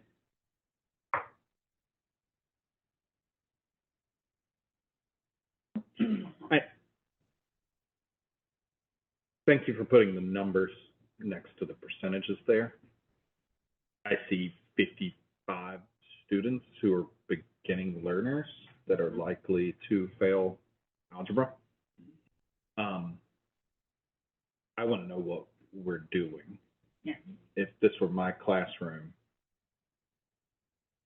I I would have a plan for reaching out to those kids to figure out, are they students who've had ISS, OSS? Are they students who have some MTSS requests that we're not meeting? Like, what can we do? How can we inform that? I would love to see that. Yes, 31 out of 57 are Black, and that is horrendous. And I appreciate you all putting the step forward, and that is why you're hired, and that is what we're looking forward to attacking. But I also don't want these 57 to just be the number for improving for the next 3 to 5 years. And I've shared that with you and the counselors, et cetera. We have the capacity and the budget and the means to fix this. And that's one of the reasons why Mrs. Burton spoke to outcomes-based contracting. Correct. You know, in the era we are in now, high dosage small group tutoring is it yields one of the greatest efficacy for students. Bringing a small number of students together and being able to give that one-on-one, 2-to-1, 3-to-1 tutoring specifically on that targeted skill. But that does not mean you act as a vendor. I need to see that the outcome has changed for the students. Then you are paid for services. And it's a sliding scale dependent upon the number of students who actually meet their goal. So that is one of the things that Mrs. Burton has attended training on since being in the role. We are going through the RFP process to bring on what would be the vendors that would be able to say, yes, pay me, give you, which are outcomes. That might be the theme for today's board meeting. So much of what is required for older learners, like K-3, a lot of the stuff that you do with younger kids, there's sort of a protocol for, but so much of what is required with older learners is not just teaching them the specific topic, but helping imbue them with the skills for how to learn themselves. Like these are good study habits. This is how you take notes. This is how you review, so that whole academic coach part that is beyond just the topic tutorial itself. Is that something we're also looking at with this vendor or a vendor, or is that something that we can consider? I would say currently there are structures in the school day, otherwise known as win time, would be the most applicable part of that. Study hall, things of that nature, but this specifically is going to be targeted skill of standards that will be addressed by the Georgia milestones. And so as we get more sophisticated with our information, we're going to be able to be much more direct in our outreach to the specific students that need the study hall, that need the win time, and need the extra, the coaching for that is beyond just the tutorial. Okay. I think to Tasha's point, it would be helpful to see this data broken down, especially in the lower grades, like the 1 to 3 grades, to see it broken down by school, not only to see where some schools are successful and some schools have some areas of improvement, but, within the lower grades, our students of color are such a small number compared to their white counterparts. You would probably find that, this 72, 52 in grade 1 could be 2 or 3 students in some schools. Yeah. And, at some point we have to humanize this data, and this is not 52 and 72, this is somebody's baby, this is somebody's kid who's struggling year over year, and then we keep promoting them, and then they become line 2, 79, 40, this is still somebody's baby. And, and it's, to me, that almost makes me cry, that we just keep tolerating that. But at some point, we have to put a face behind this number, and maybe that will light a fire under us. Maybe that will move the needle. If we put a face of a child up there and say, it's this is the child that we keep sending back to school with math scores in the 26%. That will do it.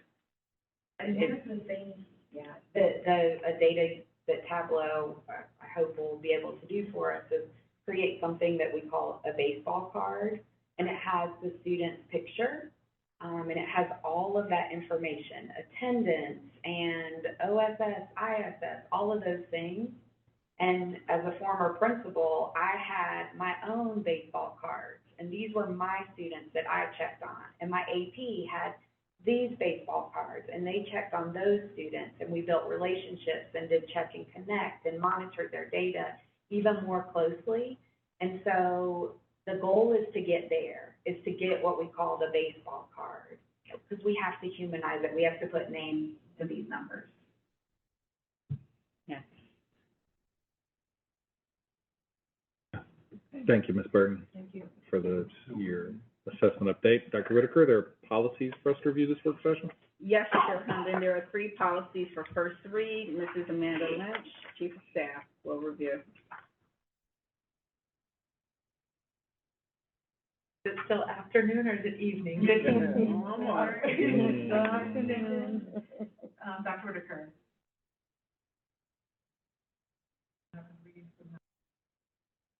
I think I can start. Today, we have 3 policies on the agenda for work session. These policies were discussed in pre-work last month. The recommendation being made is that City Schools of Decatur Board of Education accept each of these policies for first read. They will be available for public comment through Simply. First, we have policy GAGC, Employee Ethics. This policy states that all school system employees will comply with laws, statutes, board policies, administrative procedures, and the Georgia Professional Standards Commission Code of Ethics. There were no changes made after the discussion last month in pre-work. Is there any discussion on this policy, or may I read the recommendation? Yep. The recommendation being made is that City Schools of Decatur Board of Education accept policy GAGC, Employee Ethics, for first read. Do I have a motion to approve the recommendation to accept policy GAGC, employee ethics, for first read? Board Member Utz makes the motion. May I have a second? Any discussion? All those in favor? Aye. Motion carries unanimously. Ms. Lynch, you want to read the? Sure. Second, we have policy GAEA, Employee Protection. This policy was also discussed in pre-work last month. This is the policy that was previously adopted under the code GAGC. Based on board input last month, the term whistleblower policy was added at the beginning of the policy. Is there any, that is the only change. Is there any discussion, or may I read the recommendation? You may read the recommendation. The recommendation being made is that City Schools of Decatur Board of Education accept policy GAEA, Employee Protection, for first read. Do I have a motion to approve the recommendation to accept policy GAEA, employee protection, for first read? So moved. Board Member White makes the motion. May I have a second? Second. Member Utz seconds. Any discussion on this particular policy? I'll throw in that one of the things that I've heard in my time in Decatur is that teachers fear of retaliation or anything like that, and I love that this policy is there. I love that the phrase whistleblower is given. I want to thank the administration for getting this out there for read, and I would encourage teachers or staff who are listening to give it a good read and provide some feedback. Any other points of discussion? Okay, all those in favor? Aye. Aye. Motion carries unanimously. And then the final recommendation, please. All right, finally, we have policy BAC, Equity. This policy was also discussed in pre-work last month. The policy was a draft during the previous school year, and a red line version was discussed last month. Based on the board discussion in September, there are no reflected changes in the current red line version. Is there any discussion, or may I read the recommendation? Please read it. The recommendation being made is that the City Schools of Decatur Board of Education accept policy BAC, Equity, for first read. Do I have a motion to approve the recommendation to accept policy BAC, equity, for first read? So moved. Board Member White makes the motion. May I have a second? Second. Board Member Utz seconds the motion. Any discussion? All those in favor? say aye. Aye. Sounds like that too carries unanimously. Thank you so much, Ms. Lynch. Dr. Whitaker, you have a regulation posted? Yes, Chair Herndon, I would like to call on Dr. Lily Huddleston, Associate Superintendent of Equity and Student Services, to inform the board of a regulation. Good evening, Chair Herndon, Vice Chair Sultan, esteemed board members, and Superintendent Dr. Jima Whitaker. October is LGBT History Month, and this is a good time for us to highlight the district's efforts to affirm and support LGBT+ students. The board established policy JAA, Equal Educational Opportunity. We're informing the board of a regulation that will support the aforementioned policy. This afternoon, I will provide you with an overview of our procedures related to creating a safe, affirming, and supportive school environment for transgender and gender-expansive students. This regulation aligns with the Strategic Accelerator, Building and Sustaining and Engaging an Inclusive Culture. The regulation ties into the specific indicators outlined by school and community stakeholders during the strategic plan process, development process. In addition, according to a national survey, nearly 1 in 5 transgender and non-binary youth attempted suicide last year, and more than half seriously considered attempting to do so, with rates being even higher for students of color. CSD continues to be committed to creating an affirming and safe school environment for all students as an essential component of supporting mental health and well-being. Title IX prohibits discrimination on the basis of sex in federally funded education programs and activities. Recent landmark court decisions have made it clear that sex, as used in Title IX, includes sexual orientation and gender identity. In addition, the U.S. Department of Education has committed to ensuring that all students, including transgender students, have the opportunity to learn in an environment free of sex discrimination in public schools. Next, I'll talk through some of the specific procedures outlined in JAA R2. The regulation provides commonly used terms to ensure that we have a shared understanding of the most respectful ways to refer to and support transgender and gender-expansive students. It also provides guidelines related to privacy, confidentiality, and records. It establishes the expectation that all staff use students' preferred names and pronouns. It affirms that students should be allowed to access facilities and accommodations consistent with their gender identity asserted at school. The regulation outlines the importance of avoiding gender-segregated activities unless there's a specific educational purpose.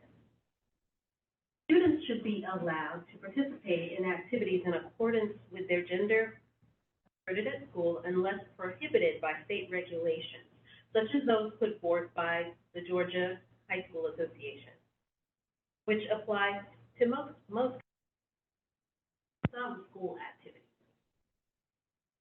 The regulation highlights the procedures for intervening and reporting bullying and harassment of transgender and gender-expansive students. It also outlines accommodations for religious exceptions and includes a requirement for staff training to ensure that CSD staff members are aware of the provisions that are outlined in the regulation. CSD has developed a process for families to update a student's name or gender marker. The process, which was originally established in 2017, is being updated based on staff and community input.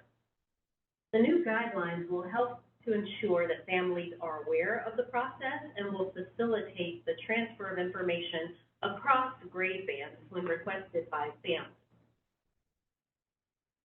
Equity and Student Services team members have partnered with Information Services to facilitate legal name changes and changes to preferred names and gender markers. These changes can be applied to local platforms such as Infinite Campus and Google Workspace.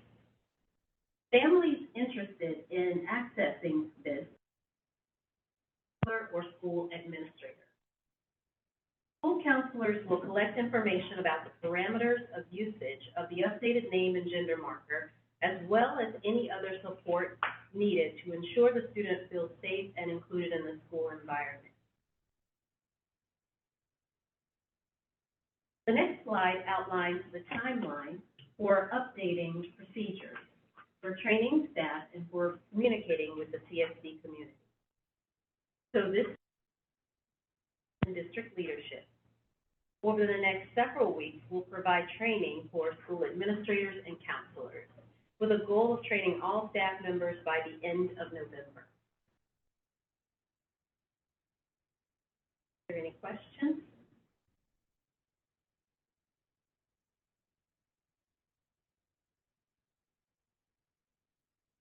I had one, and I just want to make clear, I have the answer. So if a parent updates that this information isn't sent outward or accessible by a state authority or anything like that, this is internal to CSD, is that correct? Yes. That was just important as we navigate issues with gender and changing it, and I appreciate that care is being taken. Just thinking of it from a parent's perspective, how will I find out where to change my child's name, and what is the timeline that you expect that will be available and known within the community? So we currently have a form that is on the website and that has been shared by school counselors. We're doing some minor revisions around that, but we'll be using the same link so that when the updates happen, it will happen to the form already. In terms of the timeline, it's our goal to make sure that everybody in the entire CSD community is updated by the end of November. So we have a big turnaround tomorrow. Great. Thank you. And Dr. Huddleston, who is responsible for disseminating that information? So if I fill out that form and I change my child's name, is it the principals that are responsible for making sure that the teachers have updated information? Or it says it lives with the counselors, so doesn't the counselors disseminate it? Or what is the workflow from there? So the part about the change, that kind of happens through the form, communicates with information services to handle that portion. But the second piece, which is the process for alerting the individuals that the student and family want to be aware and be a part of the process, the counselor is the holder of that. So going forward, the counselor will be the person who does family to where are the places you want them to use, where do you want them to change, the things of that nature. And then they will be able to disseminate that information for the people who are identified through that intake process. So the school administrator will always be informed, but the counselor is really more of the manager. Thank you. Anyone else? Excellent. Thank you, Dr. Huddleston. Thank you. The fact that it's a regulation means it's in effect. Yeah. As of today. So it exemplifies our commitment and discussion earlier about building and sustaining an inclusive culture for all. We know October is LGBTQ+ History Month, and I look forward to hearing how training on that regulation will help ensure all students feel safe, valued, and heard throughout CSD settings and locations. This concludes our work session for today. We will take a short break, and we will begin the regular school board meeting at 5 p.m. sharply. Is that correct? All right. Thank you. We'll dismiss from the work session. Thank you. Now I ask that all that are able to, please stand for the Pledge of Allegiance.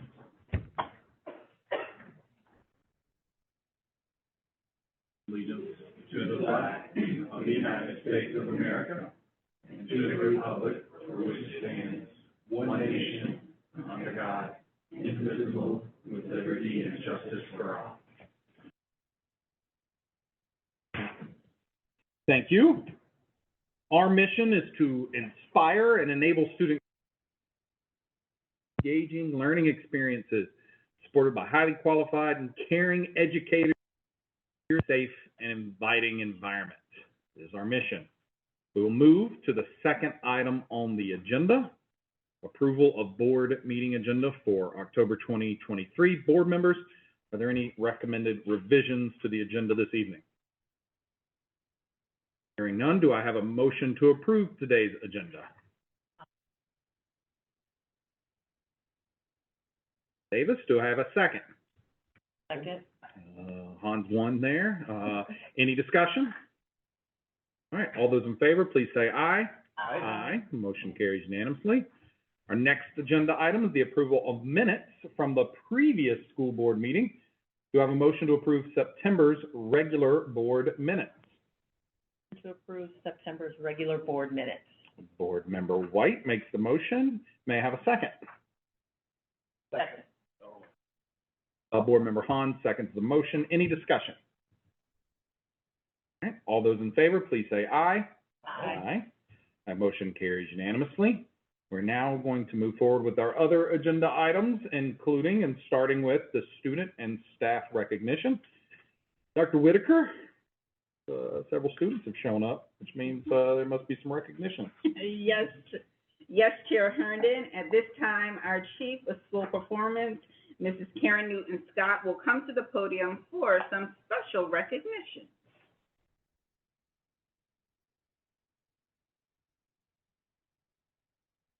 Good evening. Board Chair Herndon, Vice Chair Dr. Sultan, esteemed members of the board, and Dr. Whitaker. Today, I have the pleasure of making two presentations. First, I'd like to present Decatur High School's IB World History teacher, Kristen Embry. She's coming straight from the Model UN, and she rushed right over to be here this evening for this recognition. Kristen was one of 23 teachers from across the country who was selected for the U.S. Institute of Peace 2023 Teachers Program, and the only one selected from Georgia. The Peace Teacher Program is a virtual professional opportunity for middle and high school teachers in the U.S., founded by Congress. The program is dedicated to the proposition that a world with nonviolent conflict is possible, practical, and essential for the U.S. and for global security. The 2023 Peace Teachers Program will run from July 2023 to January 2024. As a participant, Kristen will receive education, resources, and support to strengthen her teaching of international conflict and the possibilities of peace. She will also serve as an ambassador for teaching about global conflict and peace at Decatur High School. Please join me in a round of applause for Kristen Embry.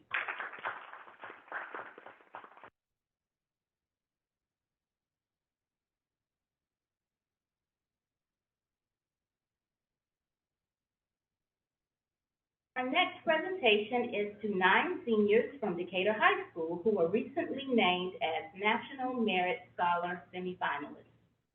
Please come forward as I call your name. The CSD semifinalists are Miriam Araya, Alexander Gertch, Jason He, Rory King, Gordon Lichstein. Did I say your name correct, Gordon? No. Okay. I want to get it right. Oh, it's Lichstein. Gordon Lichstein. Thank you. Louis Messonnier, Brennan O'Keefe, Connor Prather, and Alexander Williams.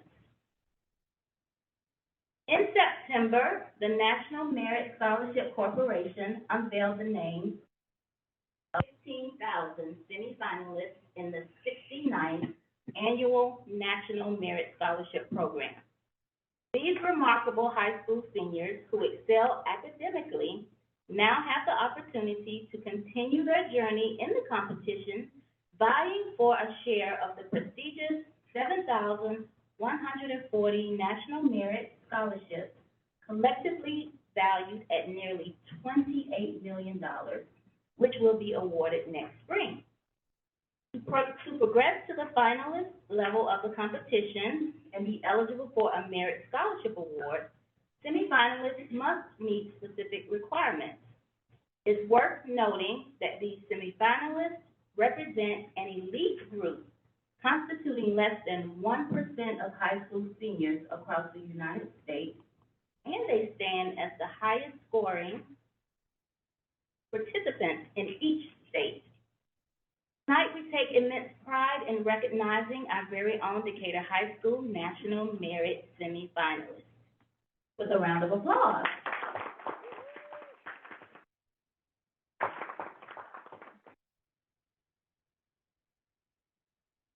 Board members and Dr. Whitaker, please join us in congratulating our Decatur High School teacher and students on such great accomplishments.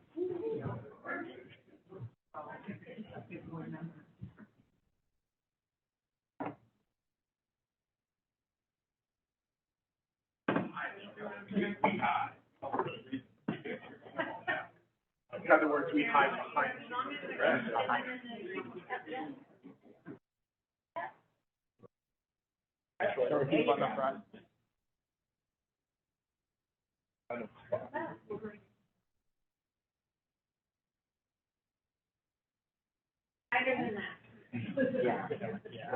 There we go. You got so you can get them in the code.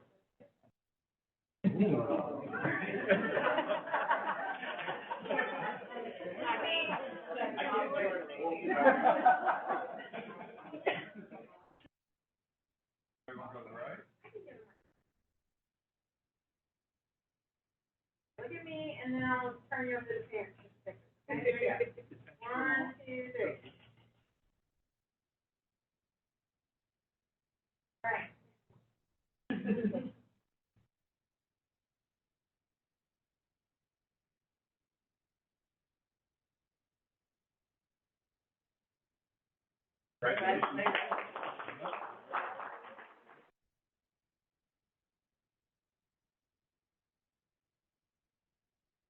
Oh, my phone. Oh. Only one of yours, you just don't picture.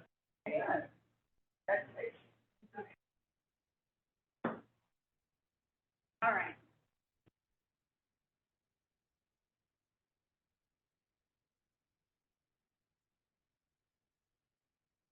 Get the principal, please. Yeah. Oh, yeah. Come on, Cole. Here we go.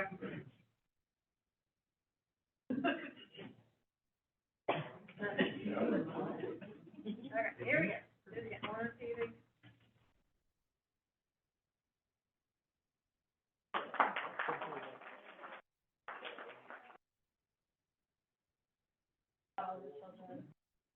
You repeat making way back then too. Give them to your. I don't get flag very often to hand out, so appreciate it. Here's a couple more. Thank you. Thank you. Thank you, guys. Thank you, Dr. Whitaker. Of course. Thank you so much, Bob.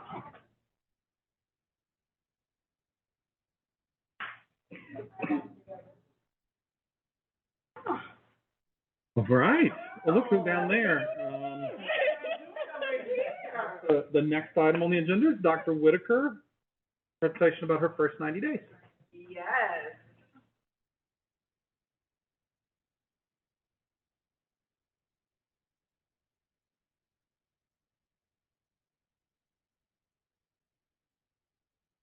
You're not waiting on me, are you? No, not at all. Making sure. Awesome.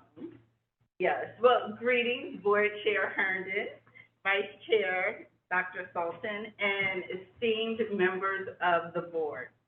I want to begin by thanking you for granting me the honor and privilege of upholding the vision and also the mission of the City Schools of Decatur as your new superintendent. And note that the presentation is greater than 6 slides. So, my core values as a leader center around equity, leadership, and engagement. And they have truly. Today, I come before you to provide a report on how these guiding beliefs have influenced my first 90 days and the implementation of my 3-step entry plan, for which I called GEM. GEM is a moniker that aligns with my now well-known belief that the City Schools of Decatur is a gem, a rare and special find of excellence. It also aligns with our district's new strategic plan, All in Decatur, and has assisted me in achieving the plans and objectives for maximizing student outcomes by establishing the conditions for an instructional leadership structure that ensures high literacy instruction, interventions, and closing the achievement gap.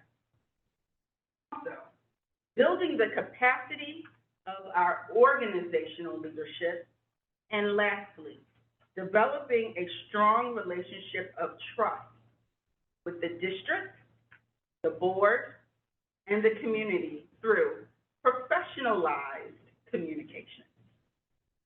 In reviewing the timeline, I must reiterate my thanks to the board for the pre-entry I was afforded last summer, official start date of July 1st.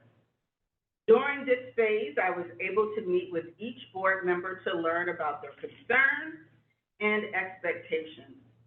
It provided access for my research on all things related to CSD, and also to the district leadership team. All of this provided critical background information during my canvas visits of every school in the district. Over 15 CSD central office employees helped me carry out the canvases, which involved day-long visits to schools. During these visits, we conducted interviews and focus groups with leaders, teachers, and students, and observed classrooms in action. You will find a yellow Post-it note, just like this. This artifact of the students' insights regarding the strengths and the opportunities of their schools. By day one, I was well equipped to enter the next 3 phases of GEM, which included gathering information so that we could envision a plan to maximize the results and ensure that the brilliance of CSD is reflected in all students. Like every effective leader, I am a learner. For the first phase of GEM, I built upon what I learned during the pre-entry phase, and I hosted and arranged a series of virtual as well as face-to-face listening sessions, councils, and meetings, all aimed to engaging with stakeholders around the district to listen, to learn, and to understand your perspectives on CSD, the GLOWs and also the GROWs. Collaborative opportunities to ensure student success, and what support was needed from me as your new superintendent. I met with school-based and administrative staff, support staff, current and former guardians, community partners, business leaders, local and state officials, including the DeKalb delegation of the General Assembly.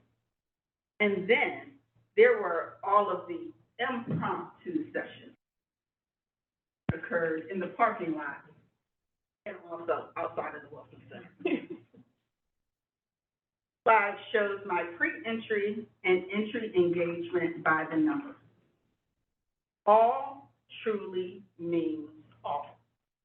I am especially pleased by the amplifying of the voices of our students in the process, from kindergarteners, or even, I could say, from birth all the way to our 12th graders. The many gems about CSD were highlighted during these sessions, as were the opportunities for growth. In every quadrant of the district, there seemed to be a consensus on communication, salaries, compensation, equity, services for students with special needs, the grading structure, and the need for a safe and inclusive environment where every student can thrive. As I gathered information from stakeholders, I continued to critique our infrastructure. My GEM plan focused on instructional leadership in the area of literacy.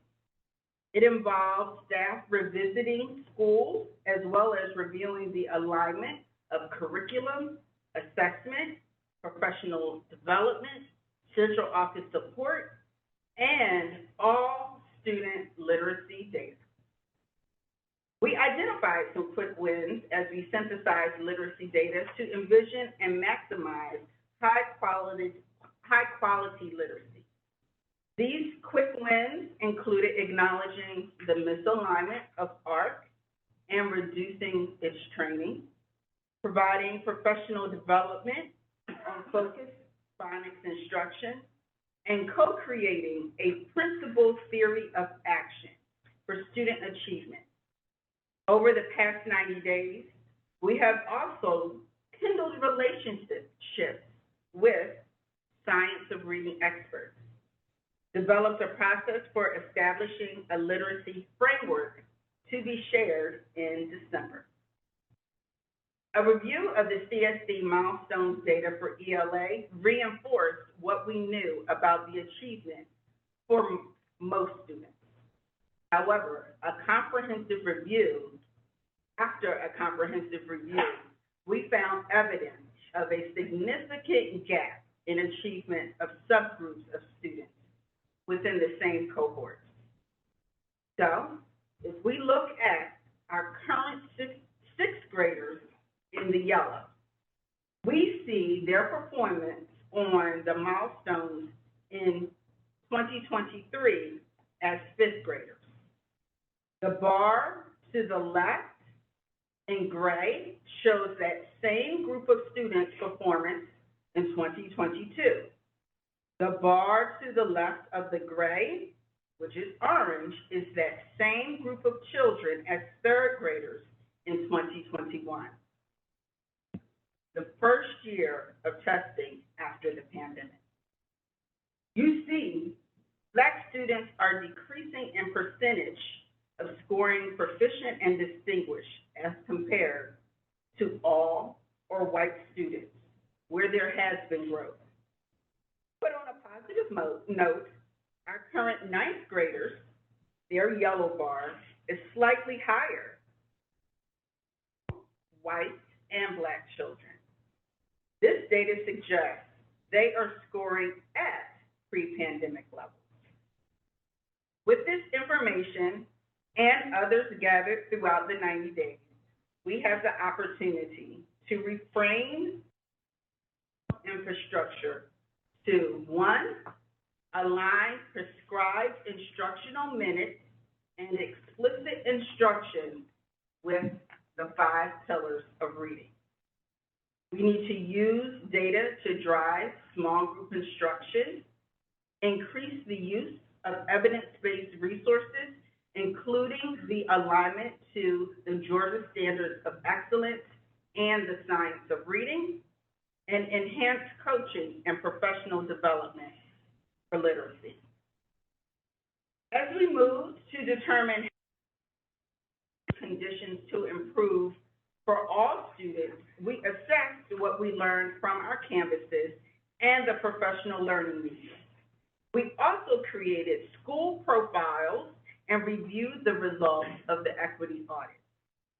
Quick wins included conducting a root cause analysis with the schools and even with you, the board, supporting each school in developing a theory of action and delivering training on the DIME model, how to design, implement, monitor, and evaluate systems. On this slide, you will find a listing of other ways we have been able to begin addressing the achievement gap. We analyze current data systems and reach consensus to shift to Tableau. Additionally, we created data review calendars for the school and for the instructional cabinet, whose members are the chief of schools, performance, staff, state and federal programs, assistant superintendent of teaching and learning, and associate superintendent of equity and student services. This slide shows the Georgia Milestones cohort math performance. Unlike with ELA, Black students have not reached pre-pandemic performance for our current 6th, 8th, and 9th graders. Our current 7th graders have surpassed pre-pandemic performance, but with the largest achievement gap of 60%. The yellow bar of white students compared to the yellow bar of Black students. Findings presented the following opportunities. 1, to produce these graphs, staff entered by hand the results of could have been easily uploaded from the state. Therefore, improving interoperable support structures and data systems used for visualizing student performance is a must. How do we know if learning environment, gender, or socioeconomic status is playing a role in the data that we see? Additionally, we must enhance professional learning and collaborative structures for adults.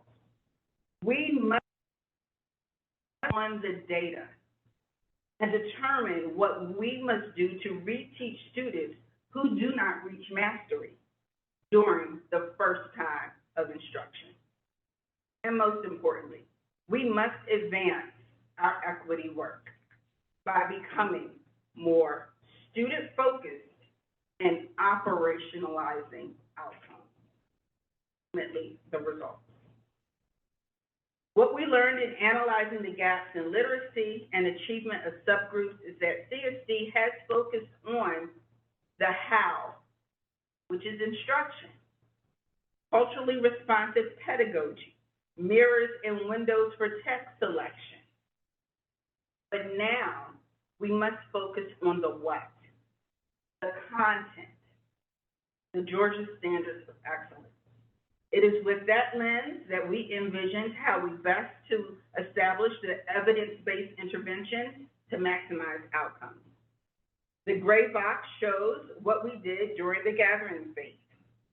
Our quick wins were creating an inventory of intervention and progress monitoring tools, hosting a CSD program overview night for our parents, and finally, establishing focus on MTSS through a partnership with Hanover Research. To be honest, of all of the areas examined in the GEM plan, interventions is the area which needs most attention. We must implement a DIME model for MTSS. We must design an MTSS system that follows the guidance of the Georgia Department of Education. We must design at-risk reporting systems. For the I, we must implement training for all staff on the problem-solving inquiry cycle and progress monitoring process. Implementing interventions is not the sole responsibility of one person at a school. It is a team effort where all staff who teach the student utilizes those evidence-based interventions aligned to the targeted skill that needs to be remediated. And for the M, we must monitor these systems in schools, and we must ensure alignment of our central office support to do so. Finally, for the E, evaluate. We will pursue outcomes-based contracting. Through this model, we will evaluate the tutoring services provided to students specifically in Algebra 1 by vendors.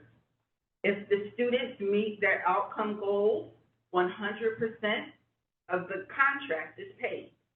If the students do not, there is a sliding scale for payment.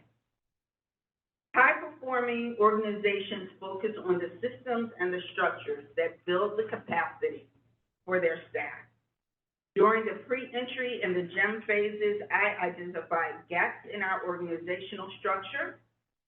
Audits, investigations, cadence of board meetings, and communication between the board and the superintendent were a few of the quick wins accomplished. The key findings of this area are direct strategic accelerator, organizational effectiveness, and excellence of our strategic plan.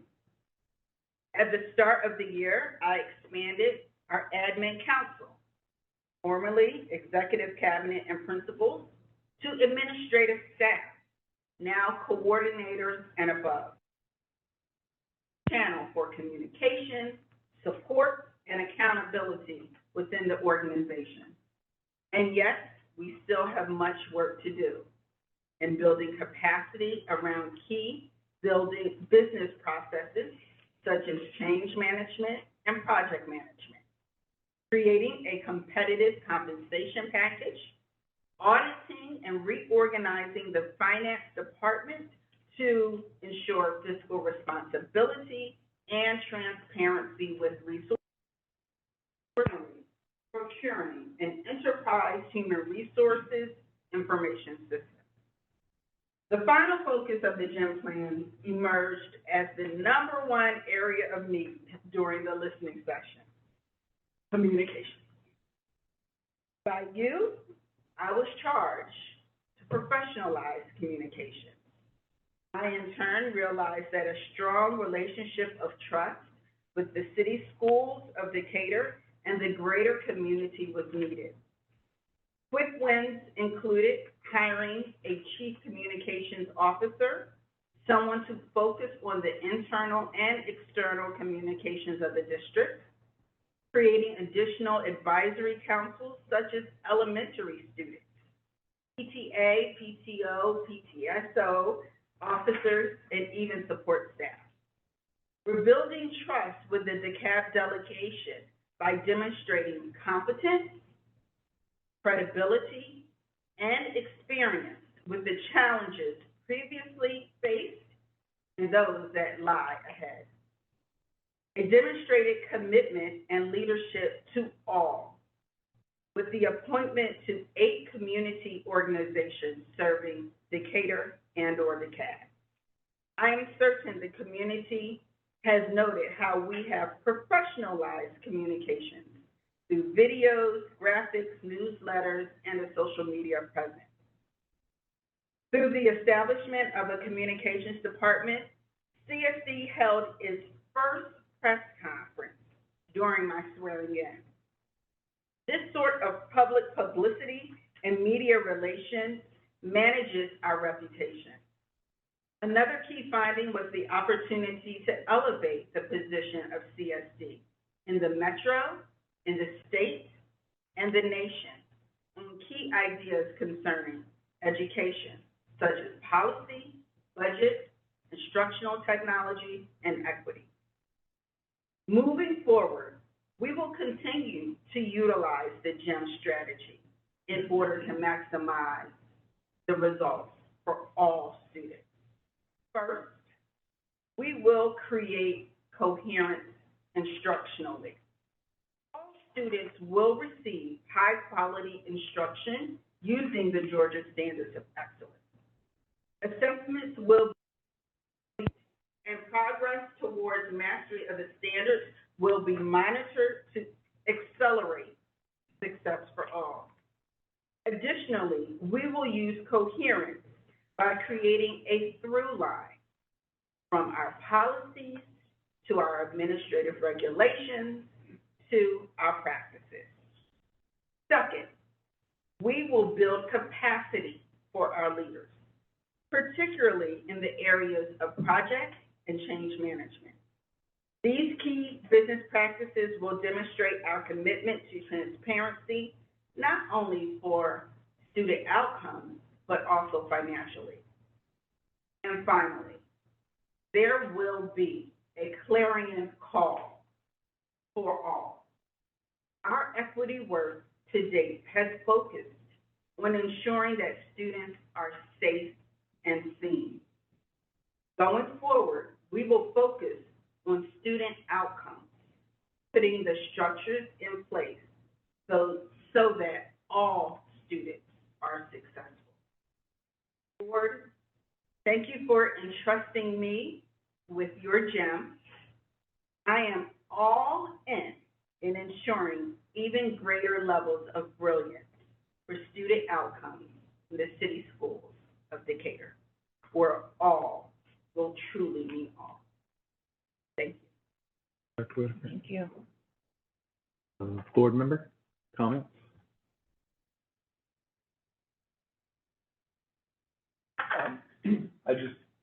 I wanted to touch on, I know that you mentioned this quickly as you went through it, when you talk about interventions being kind of the key issue related to both the equity and achievement gaps that we're seeing with some of the issues that we have seen with literacy. I just wanted to highlight that because I think it is really important in terms of root cause. We've heard from lots of parents coming up here talking about literacy, some of them that are here today. NTSS process, our ability to actually quickly and rapidly respond to when a student is having trouble is foundational. So I appreciate that being called out as something that we're going to be.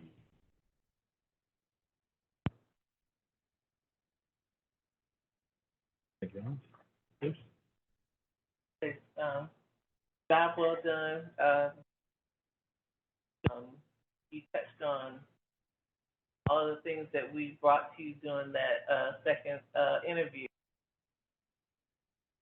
You know, I think it's affirming of the decision that we made and looking forward to the next 90 days, Thank you so much.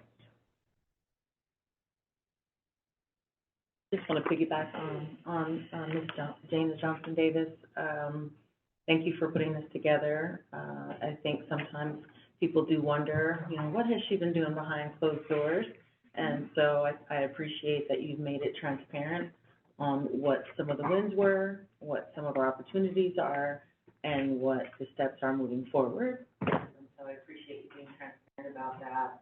And then also just continue to ask the community to continue to walk with us. This is a journey, and we take these steps together. We all have the same goal to for the outcome of our students to be the best and brightest that they can be. We want that for your kids just as much as you do. So again, thank you for sharing that with all of us. I appreciate it.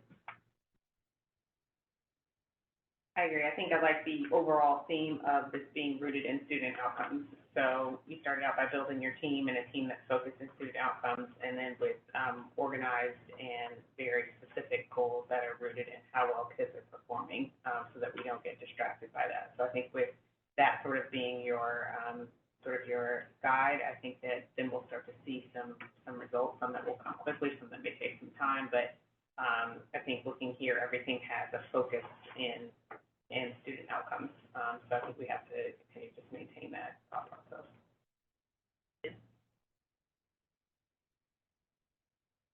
88 classroom visits, 90 student conversations in 90 days. I love that. I think the student seeing you is very important. And appreciate all that you're doing. Thank you. Come join us. Okay, will do.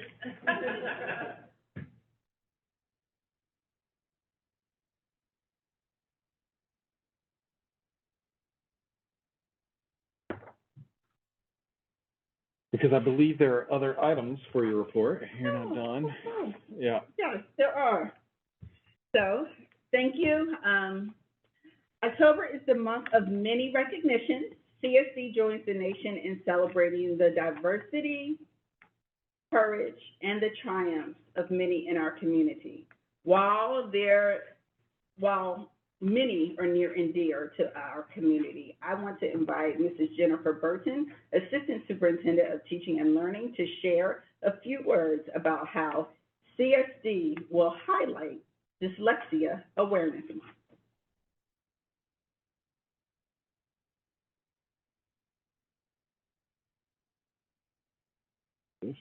Good evening. October is Dyslexia Awareness Month. What is dyslexia? According to the International Dyslexia Association, dyslexia is a specific learning disability that is neurobiological in origin. It is characterized by difficulties with accurate and/or fluent word recognition and by poor spelling and decoding abilities.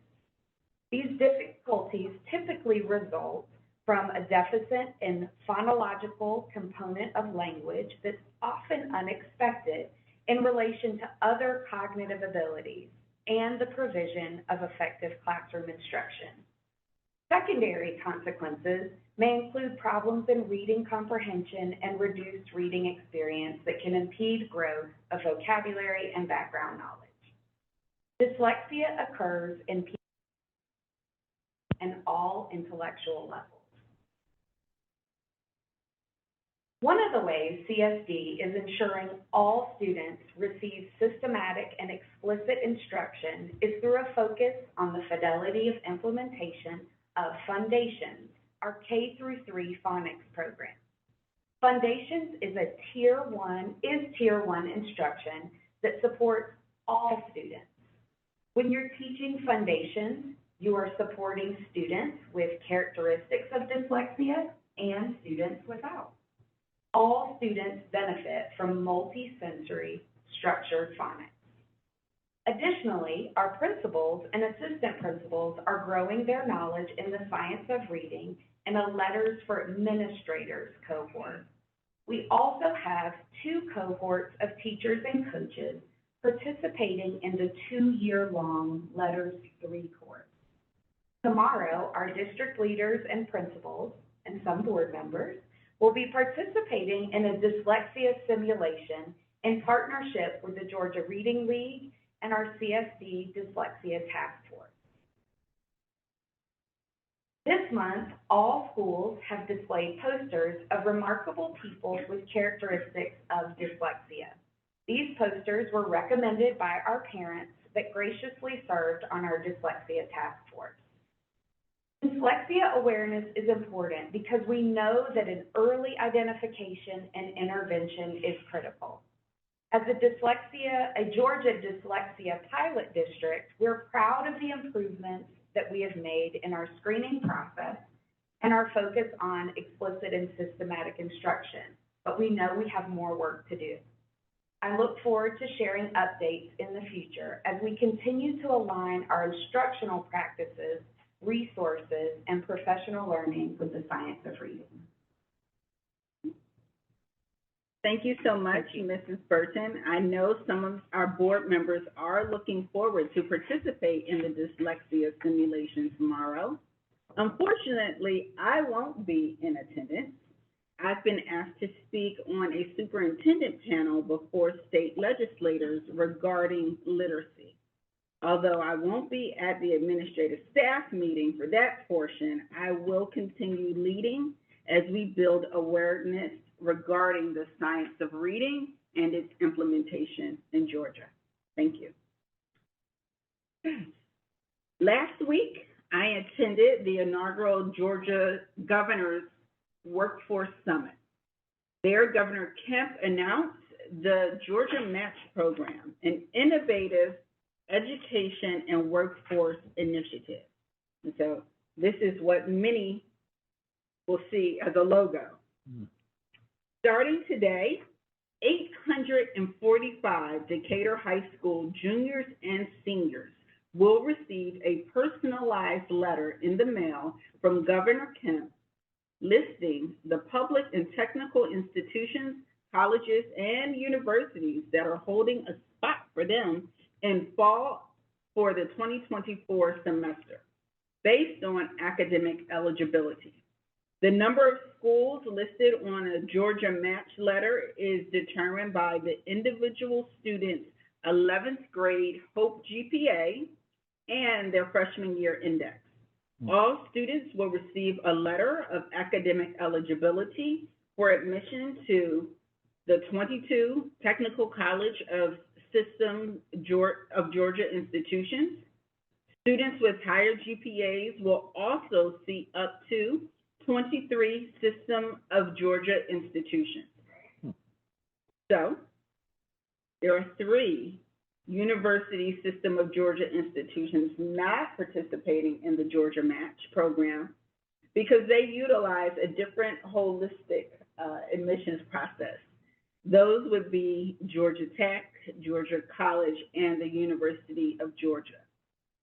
So all Georgia Match participating institutions will waive their application fees for students starting in November of 2023 for students who apply through the Georgia Match program.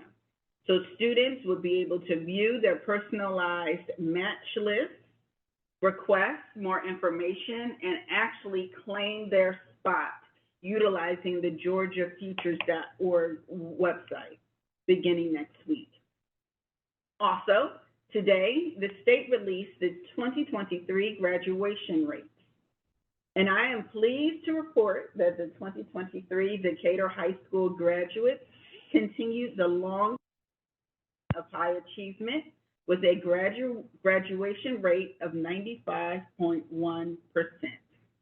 While this rate represents a slight decrease from the previous graduates with a rate of 96.9, we remain second in Metro Atlanta, and it signifies Decatur High School's commitment to ensuring students graduate prepared for future success.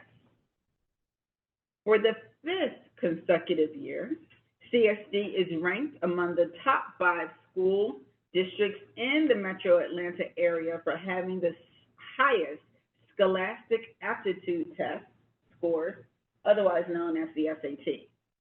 Of the Decatur High School students, an estimated 75% of eligible students took the SAT and accumulated an average score of 1147. A perfect essay score is a 1600 with 800 total points in math and 800 total points in evidence-based reading and writing. The national average for SAT scores in 2021 was a 1060, placing CSD in the top-ranking school districts in the nation. I want to remind our students and our families and staff of our remote digital learning day coming up on November 7th.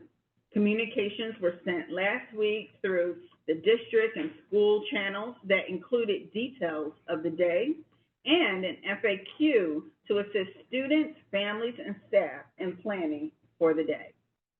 Additionally, I want to recognize all of our principals for National Principals Month.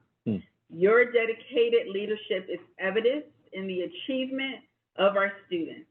Thank you for being all in for the students in the city schools of Decatur.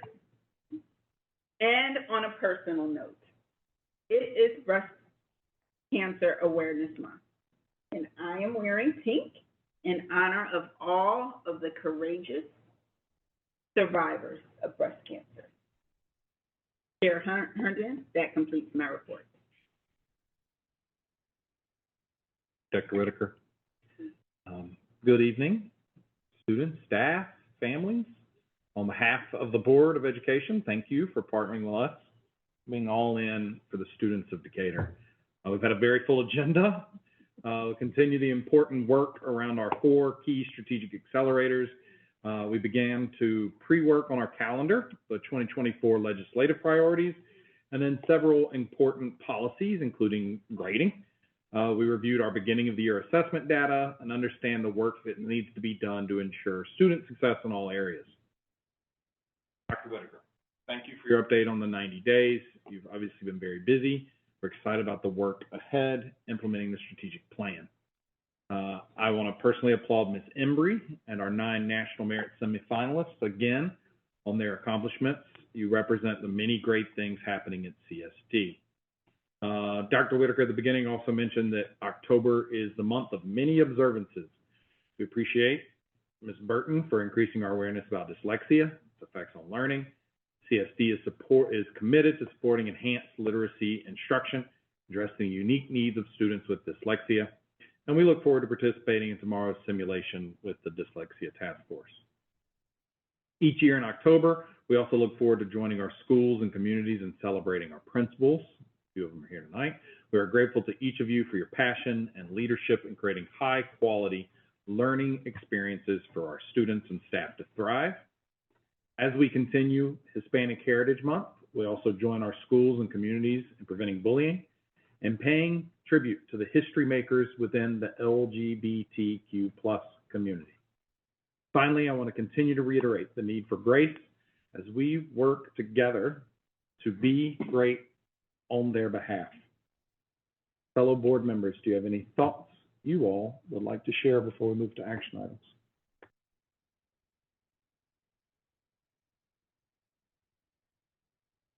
Excellent.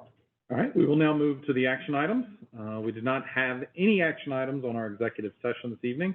Board will now move to the consent agenda items, which include a personnel report, school nutrition report, and monthly financial reports. Dr. Whitaker, the financial report includes a presentation.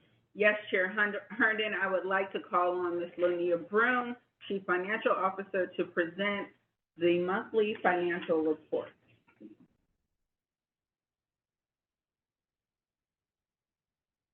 Good evening, Board Chair Herndon, Madam Vice Chair Dr. Slutton, esteemed members of the Board, Superintendent Dr. Whitaker, and the August 2023 financial reports are located in the Assembly agenda. The general fund budget is approximately $98 million. As of August, the district has collected 25%, or approximately $25.2 million of the budgeted revenue year to date, which is in line with the percentage that was collected this time last year. August revenue is 1,548% less than the amount of revenue collected for July, due to the large 40% collection of property tax revenue received in July. Property tax revenues are collected in April and December. The April collections were recognized as current fiscal year revenue and account for the district receiving such a large percentage of budgeted revenue within the first month of the fiscal year. Earnings on investment is continuing to trend higher than anticipated. $56,223 was received this month, which is approximately $35,000, or 160% higher than the amount received in August of 2023. A budget amendment will be submitted in December to increase the anticipated revenue for earnings on investment. All other revenue is trending as anticipated. Expenditures are normal for this time of the year. The district has expended 7% of the overall budget, or approximately $6 million year to date. For the month of August, expenses equated to approximately $4 million.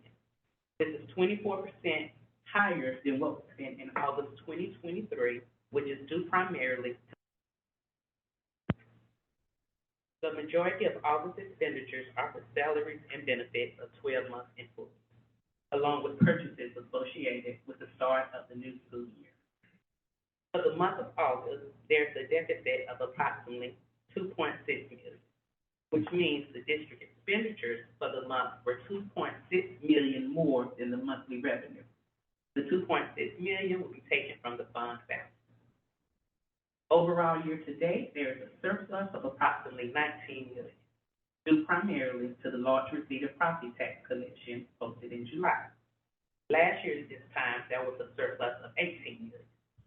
The surplus of revenue is normal at this time of the year and accounts for the healthy fund balance of approximately $34.3 million.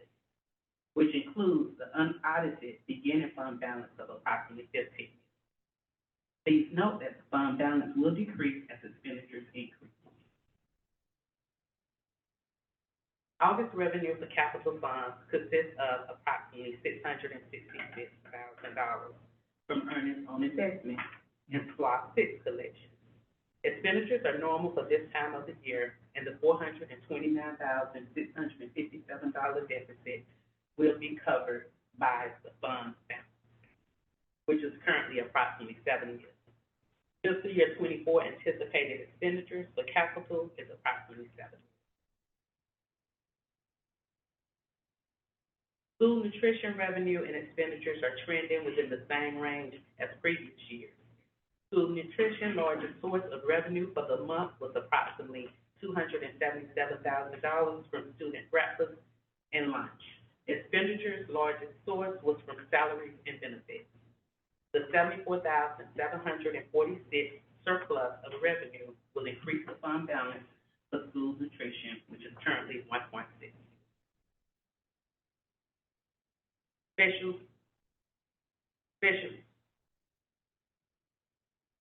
Special revenue funds are all other funds, including federal and state grants not budgeted in general funds. We're currently closing out fiscal year 23 grants and receiving reimbursement and preparing for fiscal year 24 grants, which are effective this month. I will be happy to respond to any questions or provide clarification.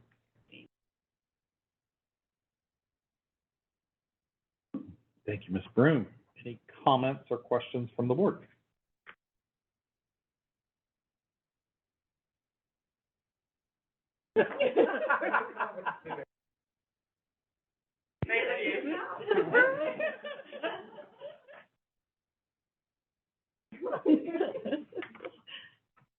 Do I have a motion to approve the consent items 1 through 3? Move to approve consent items 1 through 3. Thank you, Mr. Utz. Do I have a second? Second. Thank you, White. Any discussion? All right, all those in favor say aye. Aye. Motion carries unanimously. The next action item, which is board salary and benefits. I'm going to yield the chair to Board Member White. Ms. White. Thank you, Board Chair. So it is about that time for us to just consider looking at the board salary. We're going to have a new governance team sitting up here as of January 2024, and so this is the time with which we talk about it. So the first steps that we typically take are we look at some of the surrounding school districts that are our size to compare. If some of you were around a couple of years ago, at one point, the board was earning about $50 a meeting. And so that was increased to $600 a month, which is where we've been. Am I supposed to wait for a demon to come up? I'm supposed to be reading that. Thank you, Dr. Whitaker. Please introduce the next item. Thank you, Ms. White. I call on Mrs. Adina Walker, Chief of Human Resources, to address the board's salary and benefits. I'm sorry. I feel like we might need to reduce it. That's it. Right, that's it. All right, it's been a very long day. Well, good evening, Board Chair Herndon, Vice Chair Sultan, esteemed members of the board, and Superintendent Dr. Jima Whitaker. The purpose of this presentation is to review current board member salaries and how they compare to board compensation to other Metro Atlanta and like-sized districts, as well as present benefit premiums to board for board members and eligible dependents. October is the normal time of the year to review board salaries for alignment with duties and responsibilities and timing considerations and state legislative guidelines preceding local elections. As a reminder, CSD staff received their annual increases for FY24 on July 1st, 2023. Any approved recommendations tonight for board salaries will go into effect January 1st, 2024. Board member terms are based on calendar years. So let's look back at the last 5 years. Starting with January 2018 through December 2019, board members received a per diem of $50 per day, per meeting, and reimbursement for expenses. From January 2020 to present, board members receive a stipend of $600 per month for board duties and additional $50 per month for the board chair. For current health benefits, board members participate at their own cost for any insurance plan. At this time, City Schools of Decatur does not contribute toward any health care premiums for board members. We conducted an environmental scan of annual salaries for other Metro Atlanta districts and single-sized districts. As you can see, City Schools of Decatur falls in the middle of the pack, and also recognizing the annual salaries of the Decatur City Commissioners.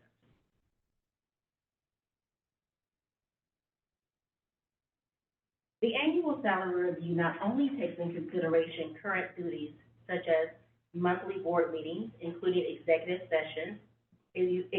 and work sessions, professional learning, and constituent engagement, it also acknowledges the increased responsibilities for quarterly board retreats, which are aligned for data deep dives, weekly meetings with the superintendent to create systems and structures for organizational effectiveness, community engagement meetings to enhance two-way communication with the community, and monthly book studies to increase knowledge and alignment with the strategic plan, which cultivates growth as an exemplary board.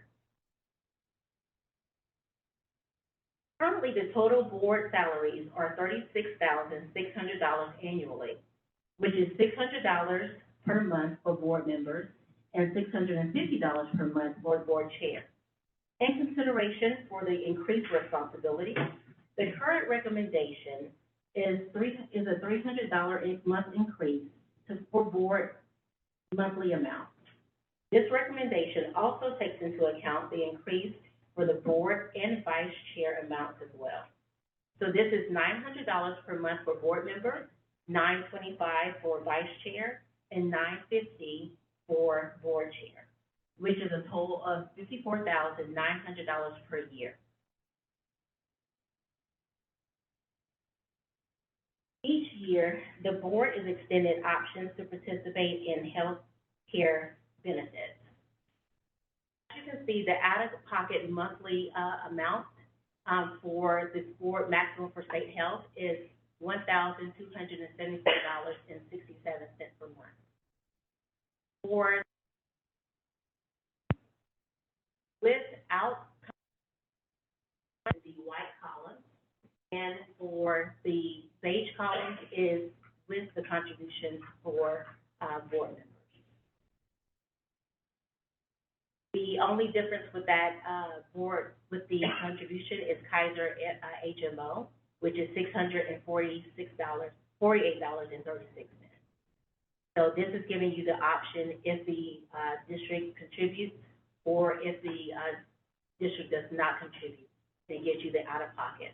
Also, board members have the option to pay their premiums through their compensation or remit the amount directly to the district. This time, do you have any questions? Thank you, Mrs. Walker. So comments and discussion from the board? Now I can talk. Okay. So she said everything that I started saying what I wasn't supposed to say. But yes, this is the time for us to start talking about this. And one of the main reasons that this is important to me is not just about the people that sit in the chair, but it's the actual chair. And what does the chair, the person sitting in this chair, earn? At one point, there was a time when babysitting, for example, wasn't even covered. And so it was creating a barrier for some people to run for this seat, knowing that it could actually cost them to sit in this seat. And so over the years, we've been kind of stripping away those barriers. And so I'm very happy to see that we are also now adding in healthcare, because that's just huge. We all know how healthcare is in the U.S., and so if there's any way that we can help, again, remove one of those barriers so that we can have, community members who really do want to serve, move that barrier, from being in the way as it's been for such a long time. So I am personally, extremely happy to see this, even if I'm not participating in it. I'm so happy to see that the person that will be sitting in this seat starting in January will be able to have those barriers removed for themselves. I agree. I didn't run for this, seat for the money, for the high pay, obviously, but I do think that what we want is for varying perspectives, and we don't want for there to be barriers in place whereby people feel like they can't run or don't want to run or don't want to provide their perspective, because there's limitations, like childcare. Some of us are in positions where we have that privilege, and some people don't. So I think just putting some metrics in place where people don't, where people feel like they're valued, and I think this is feel like they can serve, and this is a job. This is a job. So people should feel valued in their job. I was thinking the same thing in the context of value of this role, and, you know, I don't know, it may sound a $300 increase may sound like a lot to some folks, but, I mean, a lot of our time really does go into this role. You know, the slide listed, you know, the increased expectations for us to meet, but then I don't think I saw up there what we do before the meetings to prepare. And so we get a packet every Friday from Dr. Whitaker with points of interest on things that are happening in the district. And so it takes time to read and prepare for our weekly meeting with her, and for our questions. And, you know, whereas before we would get a board packet, you know, just before the meeting in preparation, now there's packets coming. Good thing, you know, it helps us to stay informed, and to make better decisions. But I think that, and when you look at what other districts are getting, I think that this role is deserving of that. Yeah, I mean, I'd second that. I think that, I knew this would be a fair bit of work. I didn't, I think, quite appreciate how much. There was a span of time from mid-January of this year through legitimately April, I think, where I spent far more time on this role than I did in my day job. And, you know, I have the luxury of those times, but and, you know, right now I have kids at home with somebody watching them that I'm paying for. And the thought of single parent trying to perform this role every month, we just want to ensure that we take as many of those limitations and barriers away. That's a critical voice to have up here. And this should not just become the ability of the privileged and the wealthy to be able to sit on this panel. We ought to be able to make it that anyone in this community that is interested in representing their children's interests ought to be able to sit up here. And so I think it's extremely important that we move forward with this. It doesn't really benefit any of us until I think we go through an election cycle, right? I mean, so Ms. White is stepping off this board. I think that this defers. Am I correct about that? I don't want to be wrong. For everybody on the board. Well, then completely take back what I just That's said. It doesn't work for Ms. White. But nonetheless, I think that it's pretty important that this be something that's available to anyone in the community. And this is a step in the direction to make that so. I mean, I asked you to speak because one of the most influential meetings on me in my life was when I was thinking about running the board. I took Miss White here to coffee, and she told me that she spent more money on childcare board member. That's messed up. And I am running for reelection, but after we had a meeting with GSBA and Ms. Valerie Wilson, who I consider to be a mentor as a school board member, told me that I could run or not run, but I needed to talk to other good people about running. And all three of them told me, hell no, I will not do it for the cost and being yelled at by my neighbors. And one single mom said, are you going to watch my kids? And so when you brought this idea that it needs to make it a little more compensated, I thought, okay, that goes against everything that I think in terms of compensating myself for this, but I think it is important because 4 years from now, when I don't think I'll run again, I want to sit down and be like, you're well compensated in your time. Yes, your neighbors are still going to yell at you, but at least you can cover childcare if you decide to do it. And so that's the influence you've had on me, and I thank you for bringing it to our attention.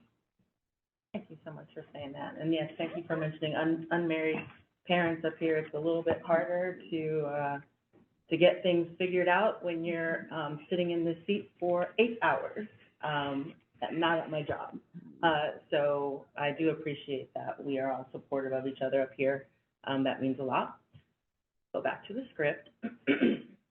So Do I go to the script? yeah. Oh, wait, is that you? Are you purple? I'm blue. Oh, you're blue? Yes. Okay, go ahead. May I read the motion statement for board salary? You may. Yes, you may. I move that the City Schools of Decatur Board of Education approve the superintendent's recommendation to increase the salary of education. Do I have a motion to approve the board member salary, item 1? So move. Board member Utz, thank you for making the motion. Do I have a second? Second. Thank you, board member Jana Johnson Davis, seconds the motion. We had our discussion. Are we all in favor? Aye. Please say aye. Motion, okay. Motion carries unanimously. Thank you so much, guys. May I read the motion statement for board member benefits? Yes. I move that the City Schools of Decatur Board of Education approve the superintendent's recommendation to offer benefits to and contribute towards the monthly plan premium for board members. Do I have a motion to approve the board member benefits, item number 2? So move. Board member Utz makes the motion, thank you. Do I have a second? I'll second. Thank you. Board Chair Herndon seconds the motion. Do we have any other discussion on the health benefits portion? Okay, all those in favor? Aye. Thank you, motion carries. And let me just share something here. I've been sitting up here for 8 years, right? And most of the time, I've been flying on my own. And then everybody wanted to get all fancy with the script, and I never had the script before. Okay? And now that I'm leaving, everybody wants to script stuff. None of us find it surprising that you like working with us, right? You might be right about that. Waiting for me. Thank you, Mrs. Walker. Discussion on the item has ended, and I'm now returning the meeting back to the chair. Thank you, Board Member White. Next, we'll review the request for proposals for HVAC and plumbing services. Yes, Chair Herndon, I call on Mr. Sergio Perez, Chief Operations Officer.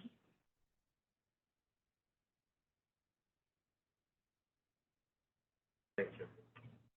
Good afternoon, Board Chair Herndon, Vice Chair Dr. Sultan, esteemed members of the board, and Superintendent Dr. Jima Whitaker.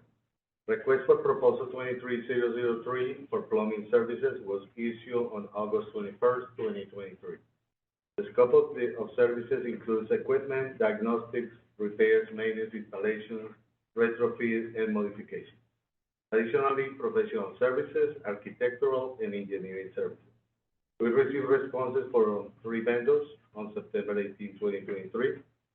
The evaluation committee recommends KEG Plumbing and J2 Connect to be awarded for the plumbing services contract. The cost of these services is not to exceed $500,000. Funds are budgeted in the maintenance and operation fiscal year 2023 general funds budget. Additionally, we have the request for Proposal 23004, heating, ventilation, and air conditioning services.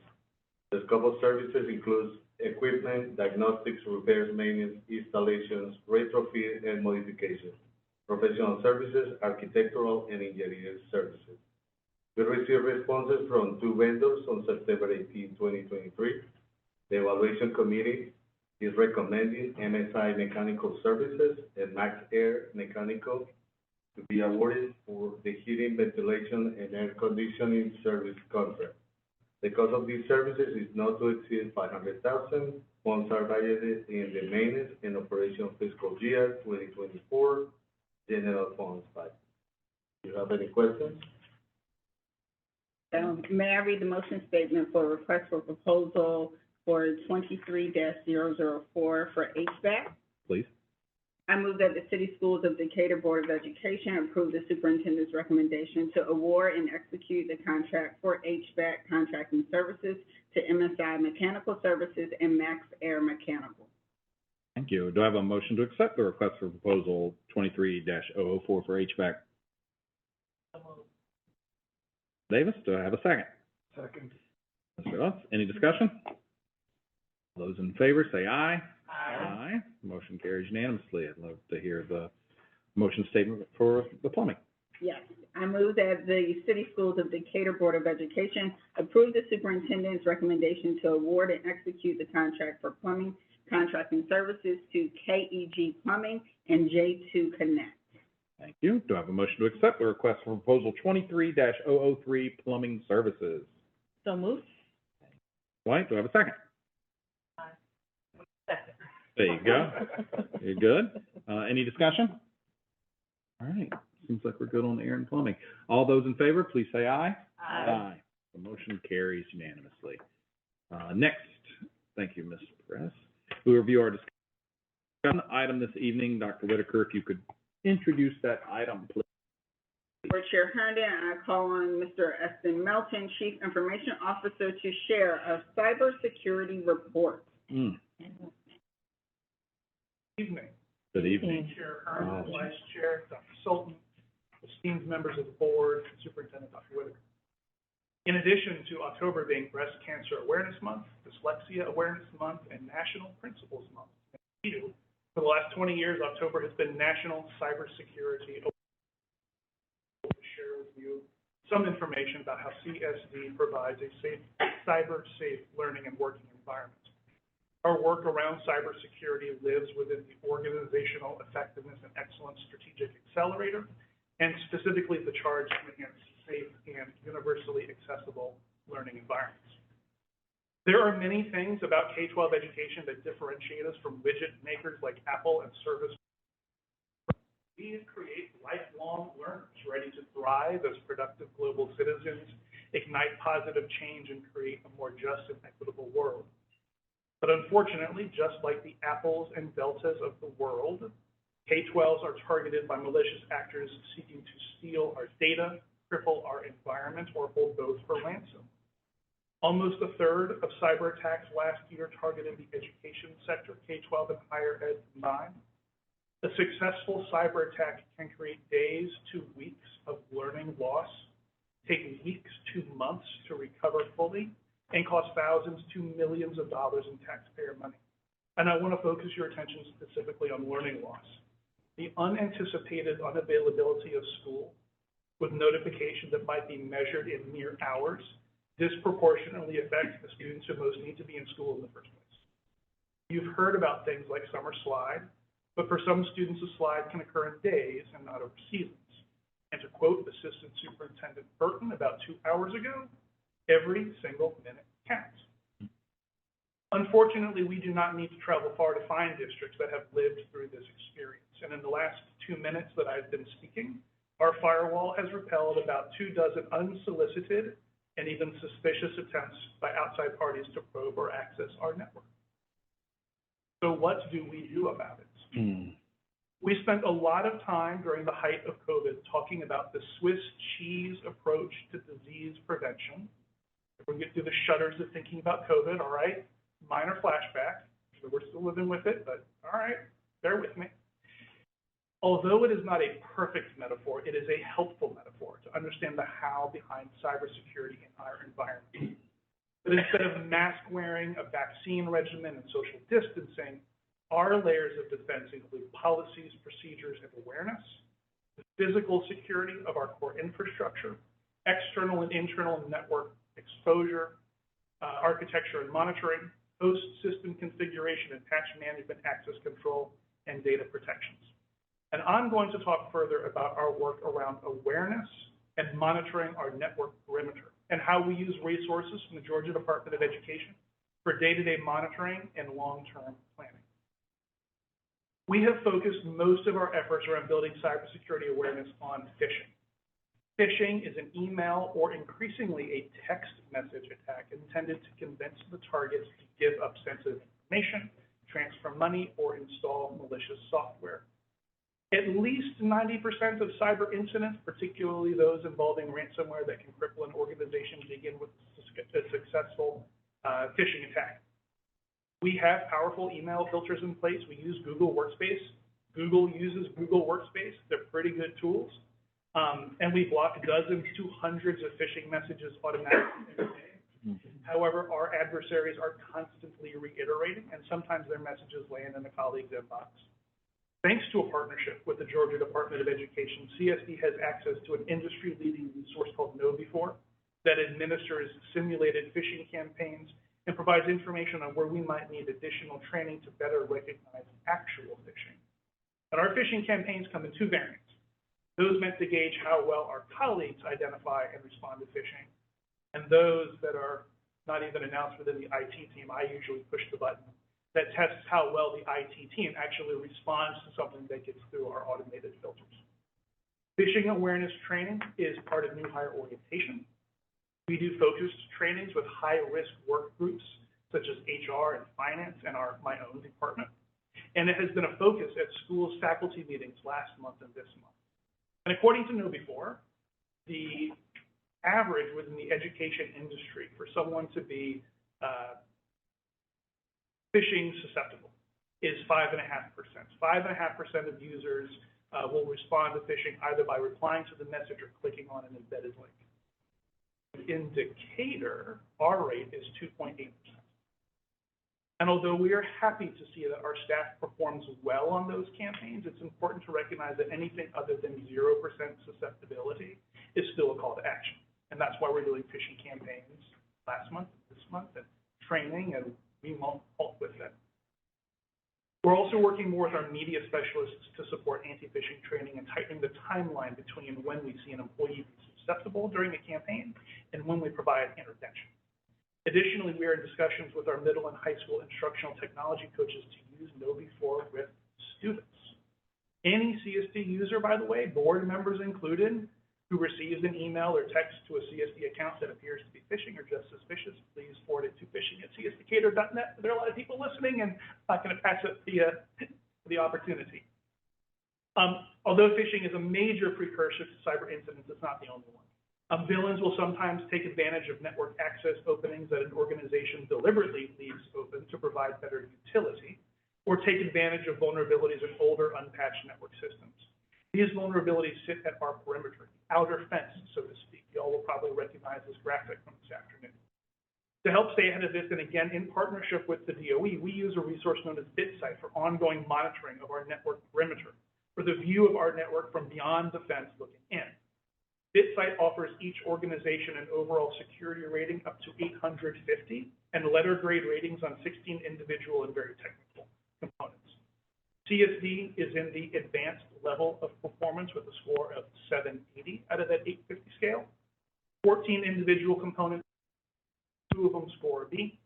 And any stakeholder who wants to monitor our performance on the KnowBe4 phishing prone rating or our cybersecurity score can visit the Information Services webpage, csdcator.net/IS. Click the link for our performance dashboard, and our data is there and updated at least. Transparency is an excellent component of building cybersecurity awareness and accountability. My team believes in that firmly. This level of performance protecting our network from outside threats aligns with the cybersecurity assessment report you heard this afternoon from our partners at Lockstep Technology Group. And for the last 2 years, Lockstep has conducted an external and internal review of CSD's cybersecurity posture, and we're grateful for their actionable feedback. One of their overarching recommendations is for CSD to adopt an industry-standard cybersecurity framework. Our foundational practices and infrastructure have matured to the point where we are ready to implement a formal cybersecurity framework from the Center for Internet Security. Adopting the cybersecurity framework is no small task, and it is not just an IT undertaking, but the IT team will be leading this charge. Cybersecurity framework development is a major enterprise-wide pursuit, and it's the next step on our cybersecurity journey to better ensure a safe, highly available, and increasingly connected learning and work environment. Additionally, we'll be evaluating in the near term possible enhancements to our tools for monitoring internal activity, and we expect to have those in place, any enhancements in place by the end of the year. And third, we're laying the groundwork for expanded use of multi-factor authentication in CSD, and with it, expanded single sign-on integrations for staff. Multi-factor authentication is the prompt you might get from an app on your phone when you log into a banking or something. We've required multi-factor authentication for district and Google Workspace accounts and for those employees with access to sensitive or financial information for years. As part of National Cybersecurity Awareness Month, we are in the middle of a campaign to incentivize additional school-level staff to opt into multi-factor authentication. And we anticipate that multi-factor will become mandatory at the same time we refresh the current employee device fleet or the opening of next school year, whichever is soonest. We look forward to eagerly investigating passkeys, an emerging standard to replace passwords and to eliminate the need for multi-factor authentication. Passkeys rely on a face scan, PIN, or fingerprint and use a method of cryptography that is more secure than traditional passwords. And again, I encourage everyone within the sound of my voice to go investigate with all your various online services. Multi-factor authentication or passkeys is an option. Turn it on. Cybersecurity is an area where we have no choice but to pursue continuous improvement, and thankfully we are not pursuing it alone. We have allies from federal, state, and private entities, and in addition to the DOE, we benefit in particular from a close collaboration with other Georgia K-12s, both in sharing best practices and in benefiting from lessons learned. All of these grown-ups, of course, are here to support kids. Our ongoing focus on cybersecurity and the board's support for our evolving work is ultimately in service of preventing unnecessary learning loss and time away from school for our students. I hope the board will remain engaged with me, my team, and the rest of our district leadership as we continue this critical work. I am happy to take any of it. If I can anticipate, I think you were asking earlier about funding. I will say that the partnership with the DOE has been tremendous for us over the last couple of years. And Superintendent Woods and Keith Osborne, the DOE CIO, have certainly recognized during and coming back from the pandemic the importance of the investment in tools for school districts. And we're really grateful for that. The IT team at Godot has invested a significant portion of their ESSER funds, which we all know from, we've talked about ESSER for a few years, like it's limited. They spent most of those ESSER funds to provide those two tools at night. So we'll have those specific tools at our disposal for, it is either 2 or 3 additional years. That's not to say that there aren't additional tools that we're investigating or might want to ramp up the use of, but those cornerstone pieces that give us the certainty of, these are some metrics that we can peg long-term planning to. That is due in very large parts of the partnership with Godot and them applying resources for us.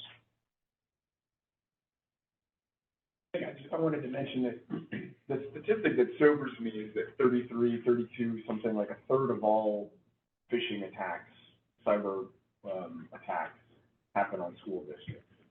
And I mean, if anybody pays attention to the size of the education industry in the U.S. versus others, we certainly do not represent 1/3 of the U.S. economy.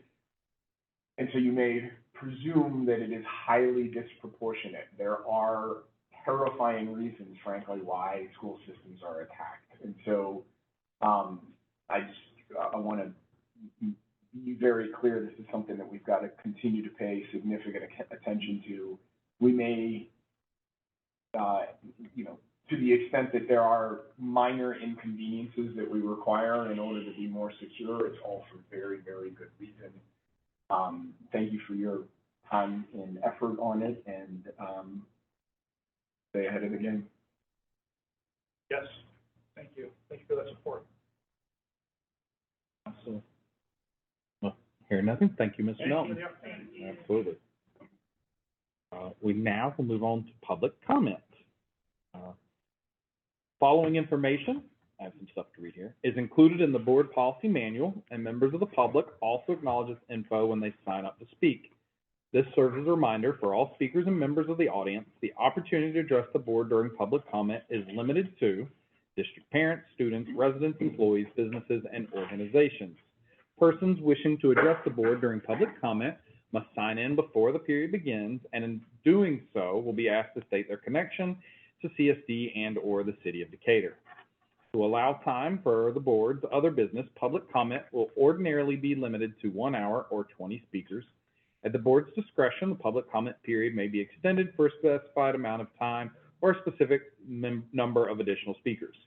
The time limit for all speakers will be 3 minutes. Persons speaking during public comment will not be permitted to yield the floor or transfer unused time to other speakers. Comments during public comment should be addressed to the board as a body, not to any individual member of the board. At the chair's discretion, persons violating this policy may be asked to step down. Speakers should be courteous and professional. Speakers are not to list complaints about a specific person or personnel or individuals connected with district in a public session. The board strictly prohibits abusive language, threats, comments, jeers, applause, or shouts from the floor. Disruptive persons will be asked to leave the meeting room. The chair may terminate public comments that are profane, vulgar, defamatory, or disruptive. If any speaker's comments begin to verge into areas of hate speech or defamation, I will ask the speaker to end their comments. Speakers may not address confidential student or personnel matters, but may submit such concerns to the superintendent in writing. Members of the board will not address persons presenting public comment or speak to the substance of comments made. Instead, a member of the admin team will follow up with persons speaking at the board meeting. Dr. Whitaker, do you mind calling our first speaker? Yes, the first speaker is Robin Painter.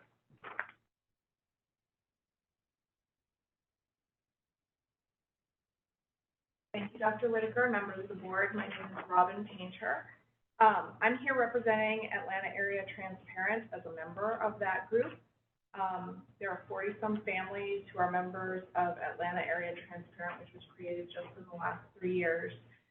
Over a dozen of these families live in the city of Decatur limits, send their kids to city schools of Decatur, and there are many more members of the transgender and gender diverse community living in city of Decatur limits who are not necessarily members of Transparent, but who I know.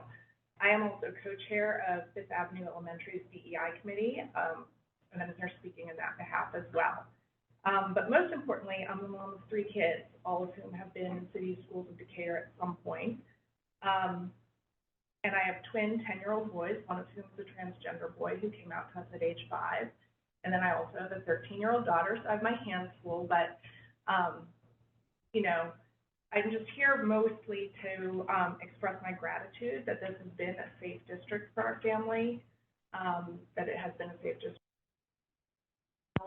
I know that has not been across the board the experience of every transgender family, but I know that the board today considered board policy JAAR2 and approved that policy to codify and increase protections for transgender and gender diverse individuals in our community, and I greatly appreciate that step forward to making that a more formal policy of the board. My son has had a wonderful experience since he came out in kindergarten. I want to highlight that your LGBTQ+ staff members have been incredibly instrumental in making sure that he has had a good experience, but he's also had non-LGBTQ+ staff members who have been instrumental in helping him as well. I grew up here in Georgia in the 1980s. This was not the experience of many gender-diverse friends and family members that I had. So I'm really proud to live in a progressive district that is forward-looking and future-facing. I'm also responsible for helping my parents as they age, child's well-being and my parents' well-being if I were forced with the choice to move out of state because I could not find a district that was safe for my family would be heart-wrenching. And so I really appreciate that as well. Also, as a mom of cisgender kids, I have two kids who are not transgender, and it's wonderful to send them to a school where their sibling is not othered, where kids generally are not othered and bullied. So thank you to the board for making sure that this is not going to happen, that children are not going to be bullied as a matter of board policy or a lack of board policy. I have two questions for the board or the admin. One is, who will be conducting the training for the district, and how will the religion exemption for staff work? And then I also wanted to offer, I don't think it's polite to come up here and ask questions without making an offer. If the board at any point, or anyone at City Schools of Decatur, needs a parental or family liaison from the transgender or gender diverse community, I would be happy to either serve in that position or help identify an appropriate person in that position. Thank you, Rob. Thank you.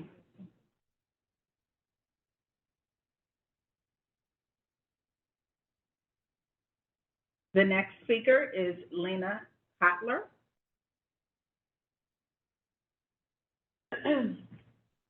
Great.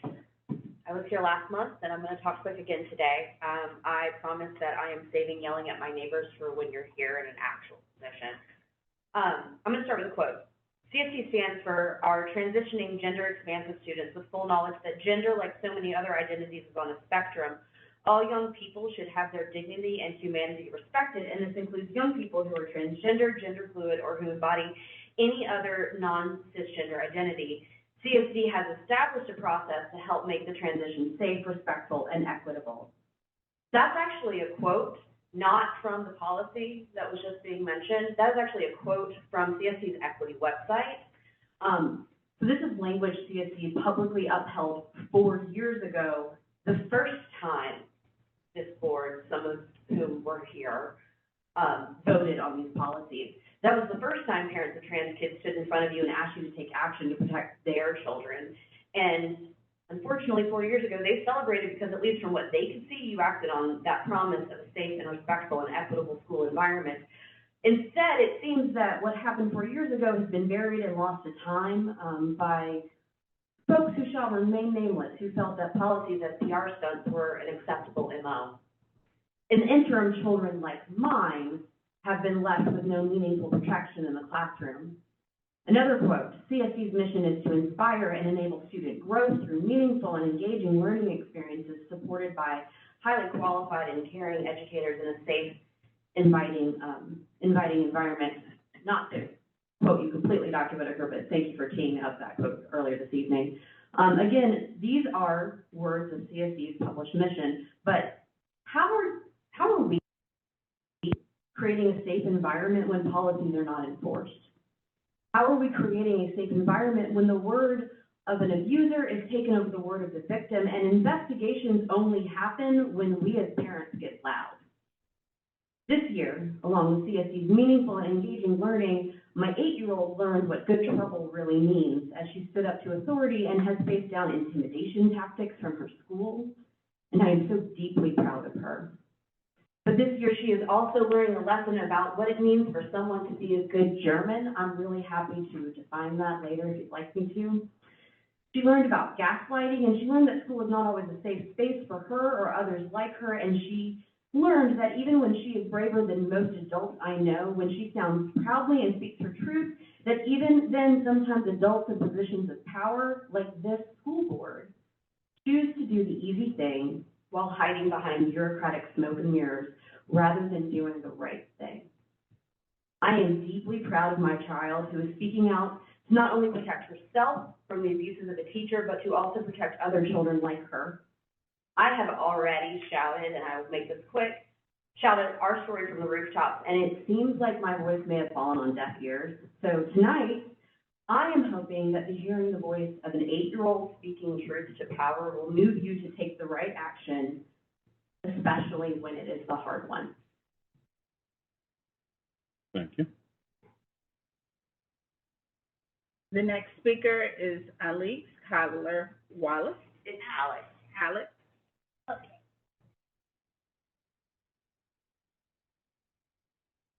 Hi.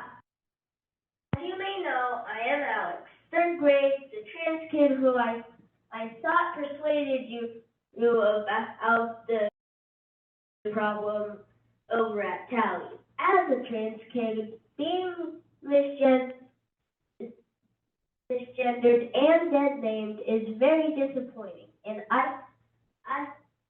did I mention after dead named me, most of my class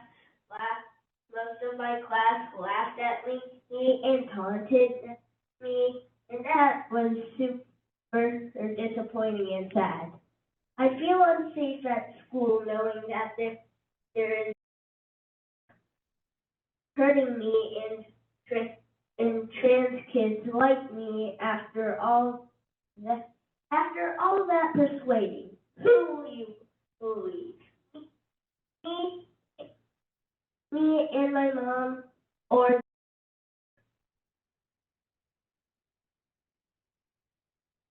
Thank you, Alan. Thank you.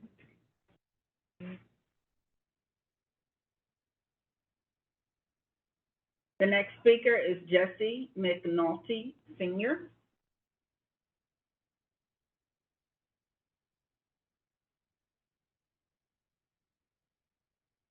Hey, y'all. I wasn't sure who was gonna be here. Hello, I'm just a little shaken from all this, we're hearing. I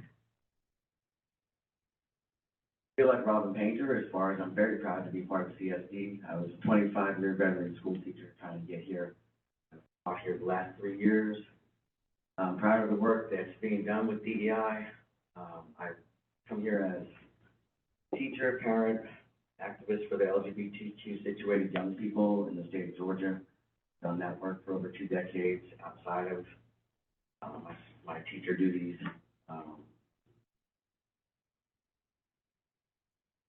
It's disturbing what Alex has just been telling you, and we need to believe Alex.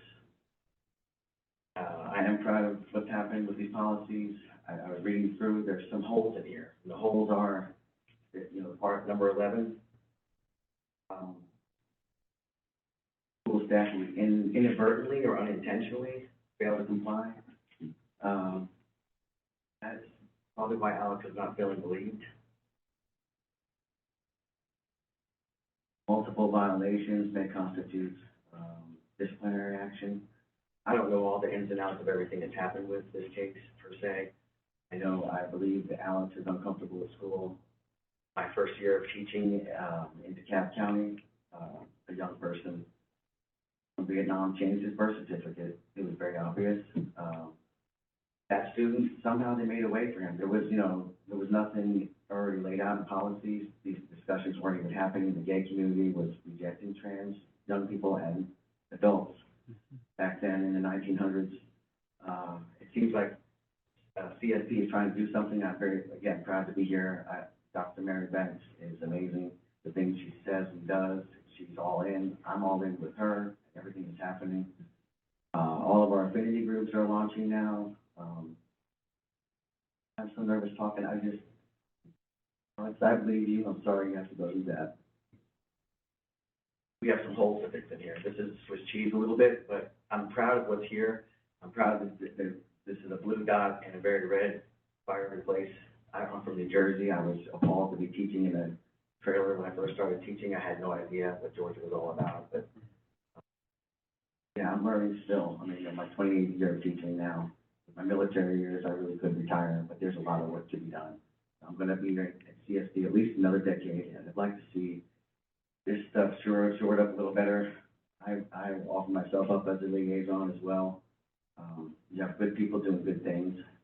I am proud to work here, and I think we can do a little better. But thank you for what we do have. Thank you.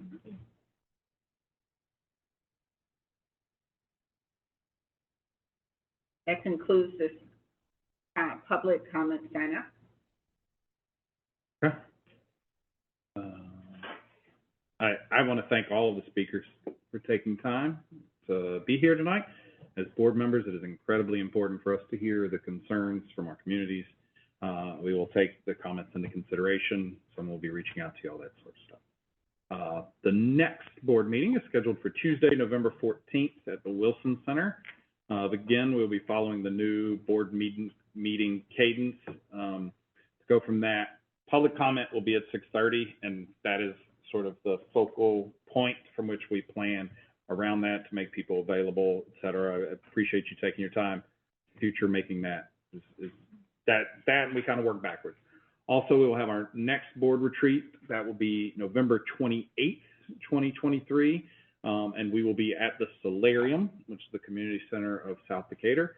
We'll take a deep dive into some of the campus level data and a competitive compensation package for Decatur's staff and personnel.